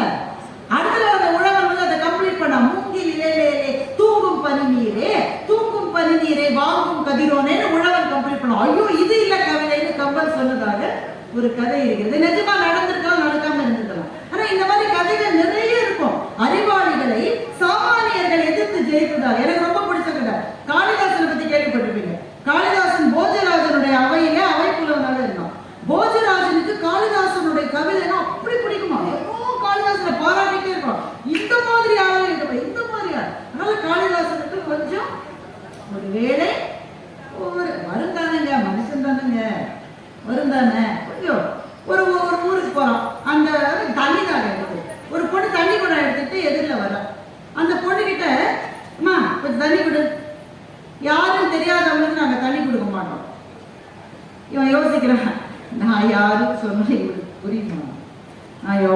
பெரிய கவிஞன், அரசனே தினம் என்ன புகழணும். இதெல்லாம் இவனுக்கு எப்படி சொல்றது? சரி, அதெல்லாம் சொன்னா புரியாத அவளுக்கு. நான் ஒரு விருந்தாளின்னு வச்சுக்கமா, ஒரு விருந்தாளிக்கு தண்ணி கொடுமா என்று காளிதாசன் சொல்லிட்டு, அந்த பெண் சொன்னா, அந்த உலகத்தில் 2 விருந்தாளிகள் தான் இருக்கிறார்கள். ஒன்று செல்வம், இன்னொன்று இளமை. இது 2ம் தான் வந்துச்சுன்னா கட்டாயம் திரும்பி போயிடும். அதனால இது 2 தான் விருந்தாளி. இந்த 2ல் நீர் யார்? என்ன பதில் சொல்லுவான்? சரிம்மா, விருந்தாளி இல்ல, நான் ஒரு பயணின்னு வச்சுட்டு எனக்கு கொஞ்சம் தண்ணி கொடு. இந்த உலகத்தில் 2 பயணிகள் தான் இருக்கிறார்கள். ஒன்று சூரியன், இன்னொன்று சந்திரன். அது 2ம் தான் நிற்காமல் போய்கொண்டே இருக்கிறது. இந்த 2ல் நீ யார்? என்ன வில்லங்கம் பிடிச்ச பொண்ணா இருக்கும் போல இருக்கு. பாருமா, எனக்கு ரொம்ப விடாமுயற்சி உண்டு. நான் தண்ணி வேணும்னா தண்ணி வாங்கி குடிச்சுட்டு போவேன் அப்படின்னு காளிதாசன் சொன்னான். அந்த பொண்ணு சொன்னா, இந்த உலகத்தில் 2 பேர் தான் விடாமுயற்சி உடையவர்கள். ஒன்று முடி, இன்னொன்று நகம். இது 2ம் தான் வெட்ட வளர்ந்துகிட்டே இருக்கும். இந்த 2ல் நீ யார்? காளிதாசனுக்கு என்ன சொல்லுவது என்றே தெரியவில்லை. அம்மா, நான் ரொம்ப பொறுமையா இருக்கேன். பொறுமைக்கும் ஒரு எல்லை உண்டு. இந்த உலகத்தில் 2 பேர் தான் பொறுமையானவர்கள். ஒன்று, நீ எவ்வளவு மிதித்தாலும் தாங்கிக் கொள்ளுகிற பூமி. 2, கல்லை விட்டு நீ எரிந்தாலும் கனியை கொடுக்கின்ற மரம். இந்த 2ல் நீர் யார்? வெறுத்துட்டான் வாழ்க்கையை. ஒன்ன போய் தண்ணி என்னை விட பெரிய முட்டாள்கள் இந்த உலகத்தில் 2 முட்டாள்கள் தான் இருக்கிறார்கள். ஒன்று, எல்லாரும் தன்னை புகழ்வதால் தான் அறிஞன் என்று நினைக்கிற அரசன். அந்த அரசனே தன்னை புகழ்வதால் தான் அறிஞன் என்று நினைக்கின்ற கவிஞன். இந்த 2ல் யார்? கதை சொல்கிறது, தாயே என்று காளிதாசன் அவள் காலில் விழுந்தான் என்று கதை சொல்கிறது. இது எதமா நடந்தாங்க? இந்த தொன்மம் நமக்கு சொல்லுவது ஒன்றுதான். அறிவாளிகள் சில பேர் ஸ்டாம்ப் குத்தி வச்சிருக்கோம் சார். அவங்க பதவியில் இருக்காங்க, அவங்க படிச்சிருக்காங்க, அவங்களுக்கு பட்டம் இருக்கு, அவங்ககிட்ட எல்லாம் பணம் இருக்கு, அவங்க economically they are well to do. பணமுடையப்பா, எவ்வளவு புத்தி இருந்தா எவ்வளவு காசு எதிர்பார்க்கிறோம், எவ்வளவு புத்தி இருந்தா அவ்வளவு பெரிய பதவிக்கு போயிருப்பாங்கன்றோம். இப்ப இவர்கள் எல்லாம் நம்ம ஸ்டாம்ப் பண்ணி வச்சிருக்கோம், இவர்கள் தான் அறிவாளிகள், இவர்கள் தான் அறிவாளிகள். அறிவு என்பது குறிப்பிட்ட துறைகளுக்குள் சிறை வைக்கப்படுவது அல்ல என்ற வெளிச்சத்தை இந்த புத்தகம் தான் எனக்கு கொடுத்தது. பல துறைப்பட்ட அறிவு. அம்மினி அம்மாவுக்கு போனை எப்படி யூஸ் பண்றதுன்னு தெரியாது சார். ஏன் வள்ளுவரே இன்னைக்கு வந்தா கூட அவருக்கு அறிவுல நம்ம சொல்லிடுவோம், ஏன் அவர்கிட்ட போன் இல்ல, நம்ம பிள்ளைங்க ஒரு போன் கூட இல்லை. இந்த தாத்தாட்ட I don't think is intelligent மகா. ஆனா அறிவு என்பது குறிப்பிட்ட துறைகளுக்குள் இருப்பதல்ல, அந்த துறை அறிவு அதை தாண்டி இருக்கின்ற விழுமியும் சார்ந்த அறிவு. சார், காட்டுல இருக்கிற அந்த அம்மா இங்க யாரையும் நானும் சேர்ந்துதான் வாழ முடியும்னு சொல்லுது இல்ல, யாரையை அழிச்சிட்டு நான் வாழணும்னு அந்த அம்மா நினைக்கிறது இல்ல. அப்படி அந்த அம்மா நினைக்காம இருக்கிறதுனால தானே அந்த அம்மாவை வாழறதுக்கு அந்த யானை அனுமதித்திருக்கிறது என்றால், இயற்கை எல்லாரும் சேர்ந்து வாழ்வதற்கான சூழலை தான் கொடுத்திருக்கிறது. அதைத்தான் எங்கள் தாத்தா வள்ளுவர் சொன்னார், பகுத்துண்டு பல்லுயிர் ஓம்பல் நூலோ தொகுத்தவற்றுள் எல்லாம் தலை. எல்லாம் தலை. ஏன் 1,00,000 புத்தகத்தை எழுதிருக்காங்க அந்த உலகத்துல, ஒவ்வொருத்தரும் ஒண்ணு சொல்றான். எல்லாரும் சொல்றதை நீ செய்ய, அதெல்லாம் செய்யாட்ட கூட ஒண்ணு செய்ய. பகுத்துண்டு பல்லுயிர் ஓம்பல் நூலோர் தொகுத்தவற்றுள். This earth is for everybody. இது உனக்கானதுன்னு நீ நினைக்கிறல்ல, மனுஷன் அதனால சார் ஏறி மேல வீடு கட்டுறாங்க. ஏன் அது அவனுக்கானதுன்னு அவன் நினைக்கிறான், இன்னொன்னு இருக்கக்கூடாதுன்னு அவன் நினைக்கிறான். அப்போ காட்டிலே வாழ்கிற நம்மை போல பள்ளியிலே போய் படித்த அந்த முறை சார்ந்த அறிவு இல்லாதவர்களுக்கு நம்மை விட பெரிய ஞானம் இருக்கிறது. என்னவென்றால், காடு என்பது எல்லாரும் சேர்ந்து உறைந்து வாழ்கிற இடம் என்ற எண்ணம் இருக்கிறது. நாட்டிலே வாழ்கிற நமக்கு இல்லை. நம்ம பார்க்கிங்ல 10 சென்டிமீட்டர் பக்கத்து வீட்டுக்காரனோட பைக் வந்தா சும்மா விட்டுருங்க, கொன்றும். அப்ப எனக்கு எனக்கு எனக்கு என்று சுருக்கிக் கொள்ளுகிற ஒரு அறிவைத்தான் முறை சார்ந்த கல்வி நமக்கு கொடுக்கும் என்றால், அந்த கல்வியால் என்ன பயன் நமக்கு? அந்த கல்விக்கான வாய்ப்பே இல்லாத அம்மினி பாட்டிக்கு காட்டுல எல்லாரும் சேர்ந்து நான் வாழணும் என்ற அறிவு இருந்தால், அந்த அம்மினி பாட்டி நம்மளோட புத்திசாலி.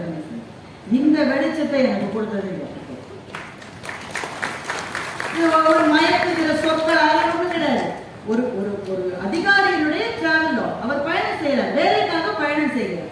பயணம் செய்கிற இடத்திலே அவர் சந்தித்ததை பற்றி எழுதுகிறார் என்றால், உங்கள் ஒவ்வொருவருக்குள்ளேயும் ஒரு புத்தகம் இருக்கிறது. நீங்கள் படித்த புத்தகங்கள் அல்ல, உங்கள் வாழ்க்கையை உங்களால் எழுத முடியும். அப்படி நீங்கள் எழுதுகிற போது, இப்போ எழுத்தாளர் யாருமே கிடையாது. உங்களுடைய சொற்களுக்கு சத்தியம் இருந்தால் எழுத்து தன்னைத்தானே எழுதிக் கொள்ளும். உள்ளத்துள் உண்மை ஒளி உண்டாகில் வாக்கில் ஒளி உண்டாகும் என்று எங்கள் மகாகவி சொன்னார். அப்ப மனசுக்குள்ள உண்மையத்தான் எழுதணும்னு நினைக்கிற எல்லாருமே எழுத்தாளர் ஆக முடியும் என்று சொன்னால், பெருமக்களே, ஐயா சொன்னதுபடி நாளைக்கு ரோபோக்கள் நம்மோட இந்த மாதிரி ஒரு கூட்டத்துல ஒரு 40 வருஷம் நம்ம இருக்க மாட்டோம் யாரு. அப்ப சென்னை புத்தக கண்காட்சியில் ஒரு பேச்சாளர் பேசினால் இங்க உட்கார்ந்து இருக்கிறவங்களை எதெல்லாம் ரோபோ எதெல்லாம் ஆளுன்னு உங்களுக்கு தெரியவே தெரியாது. அப்போ ஒரு வசதி பாருங்க, ரோபோக்கெல்லாம் ப்ரோக்ராம் பண்ணிடலாம். நான் என்ன சொன்னாலும் கை தட்டினா ஒரு ப்ரோக்ராம் பண்ணிதான் வைங்க. நாங்க யாரும் சொல்லலாம் கை தட்டலையே சொல்லலாம். ஆளு கம்மியா இருக்கா, காலியான இடத்துல எல்லாம் உட்கார்ற மாதிரி 7 ரோபோ ப்ரோக்ராம் பண்ணிருந்தோம். முதல் ரோபினா புள்ள. ஆனா என்ன, அந்த ரோபோக்களினுடைய கைத்தட்டலில் இருந்து ஒரு உண்மையான பேச்சாளருக்கு மன எழுச்சி பேச முடியாது. மனிதர்கள் ஒன்றை பார்த்து பரவசம் அடைந்து அல்லது வியப்படைந்து அந்த ஒரு உணர்வு வருகிறது பாருங்க, அப்பத்தான் கலைகள் வளரும். நாளைய உலகத்தில் artificial intelligence is going to rule everything என்றால், முதலில் நாம் இழக்கப் போவது கலைஞர்களை இழப்போம், எழுத்தாளர்களை இழப்போம், பேச்சாளர்களை இழப்போம். எதுக்கு பேச்சாளர்? ஒரு ரோபோ இதை விட நல்லா பேசுச்சே, இது மட்டும் அவங்க 100 இடத்துல பேசுனது இந்த ஒரு ரோபோவை பேசுறதுல என்ன கூப்பிடுறீங்களா, ரோபோவை கூப்பிடுறீங்களா? ஆனா ரோபோ ஏற்கனவே பேசுனதுதான் பேசும். இங்கே உங்களுக்கும் எனக்குமான ஒரு உணர்வு பாலம் அமைந்து அதில் உங்களிடமிருந்து வாங்கி நான் பேசுகிறேன். அதை ரோபோவால ஒரு நாள் செய்ய முடியாது. எனவே பெருமக்களே, நம்மை நாளைய ரோபோக்களில் இருந்து வேறுபடுத்த போவது நம்முடைய கலை ரசனையும் எழுத்தின் மீது நமக்கு இருக்கிற எழுத்து நமக்கு தருகிற பரவசமும் என்று சொன்னால், அந்த பரவசத்தை செழிக்க செய்கின்ற இது போன்ற புத்தக கண்காட்சிகள் மென்மேலும் பெருக வேண்டும். எந்த புத்தகத்திலும் தூக்கம் வரும், ஆனால் தூக்கம் வராத ஒரு புள்ளியை தொட்ட பிறகு தூக்கம் வராது என்று நம்புகிற வாசகர்கள் வேண்டும். எழுத்து எனக்கு சோறு போடுகிற விஷயம் மாத்திரம் அல்ல, என்னுடைய ஆன்மாவுக்கான பரவசம் என்று நினைக்கின்ற எழுத்தாளர்கள் வேண்டும். இதை பத்தி தான் எழுதினோம். மாலா சேகரை காதலித்தாள், சேகர் மாலாவை காதலித்தாள். இந்த கதைகள்லாம் இருக்கட்டும். ஆனா இதை தாண்டி காடுகளிலே வாழ்கிற அம்மினி அம்மாவை பற்றியும் கழுகுகளை பற்றியும் எழுதுகிற புத்தம் புது எழுத்தாளர்களின் சிந்தனைகள் வேண்டும். அது மலரத்தான் நாம் பரவசப்பட முடியும், ஆச்சரியப்பட முடியும், அழ முடியும், விரும்ப முடியும், இன்னொருவரின் வேதனைக்காக நாம் துன்பப்பட முடியும். இதெல்லாம் தான் மனிதர்களையும் ரோபோக்களையும் பிரித்து காட்டுகின்ற விஷயம் என்பதனால் நமக்கு அந்த பரவசங்களை உருவாக்குகிற எழுத்தாளர்கள் வாழட்டும், புத்தக கண்காட்சிகள் வளரட்டும் என்று சொல்லி இந்த நல்ல வாய்ப்புக்கு நன்றி.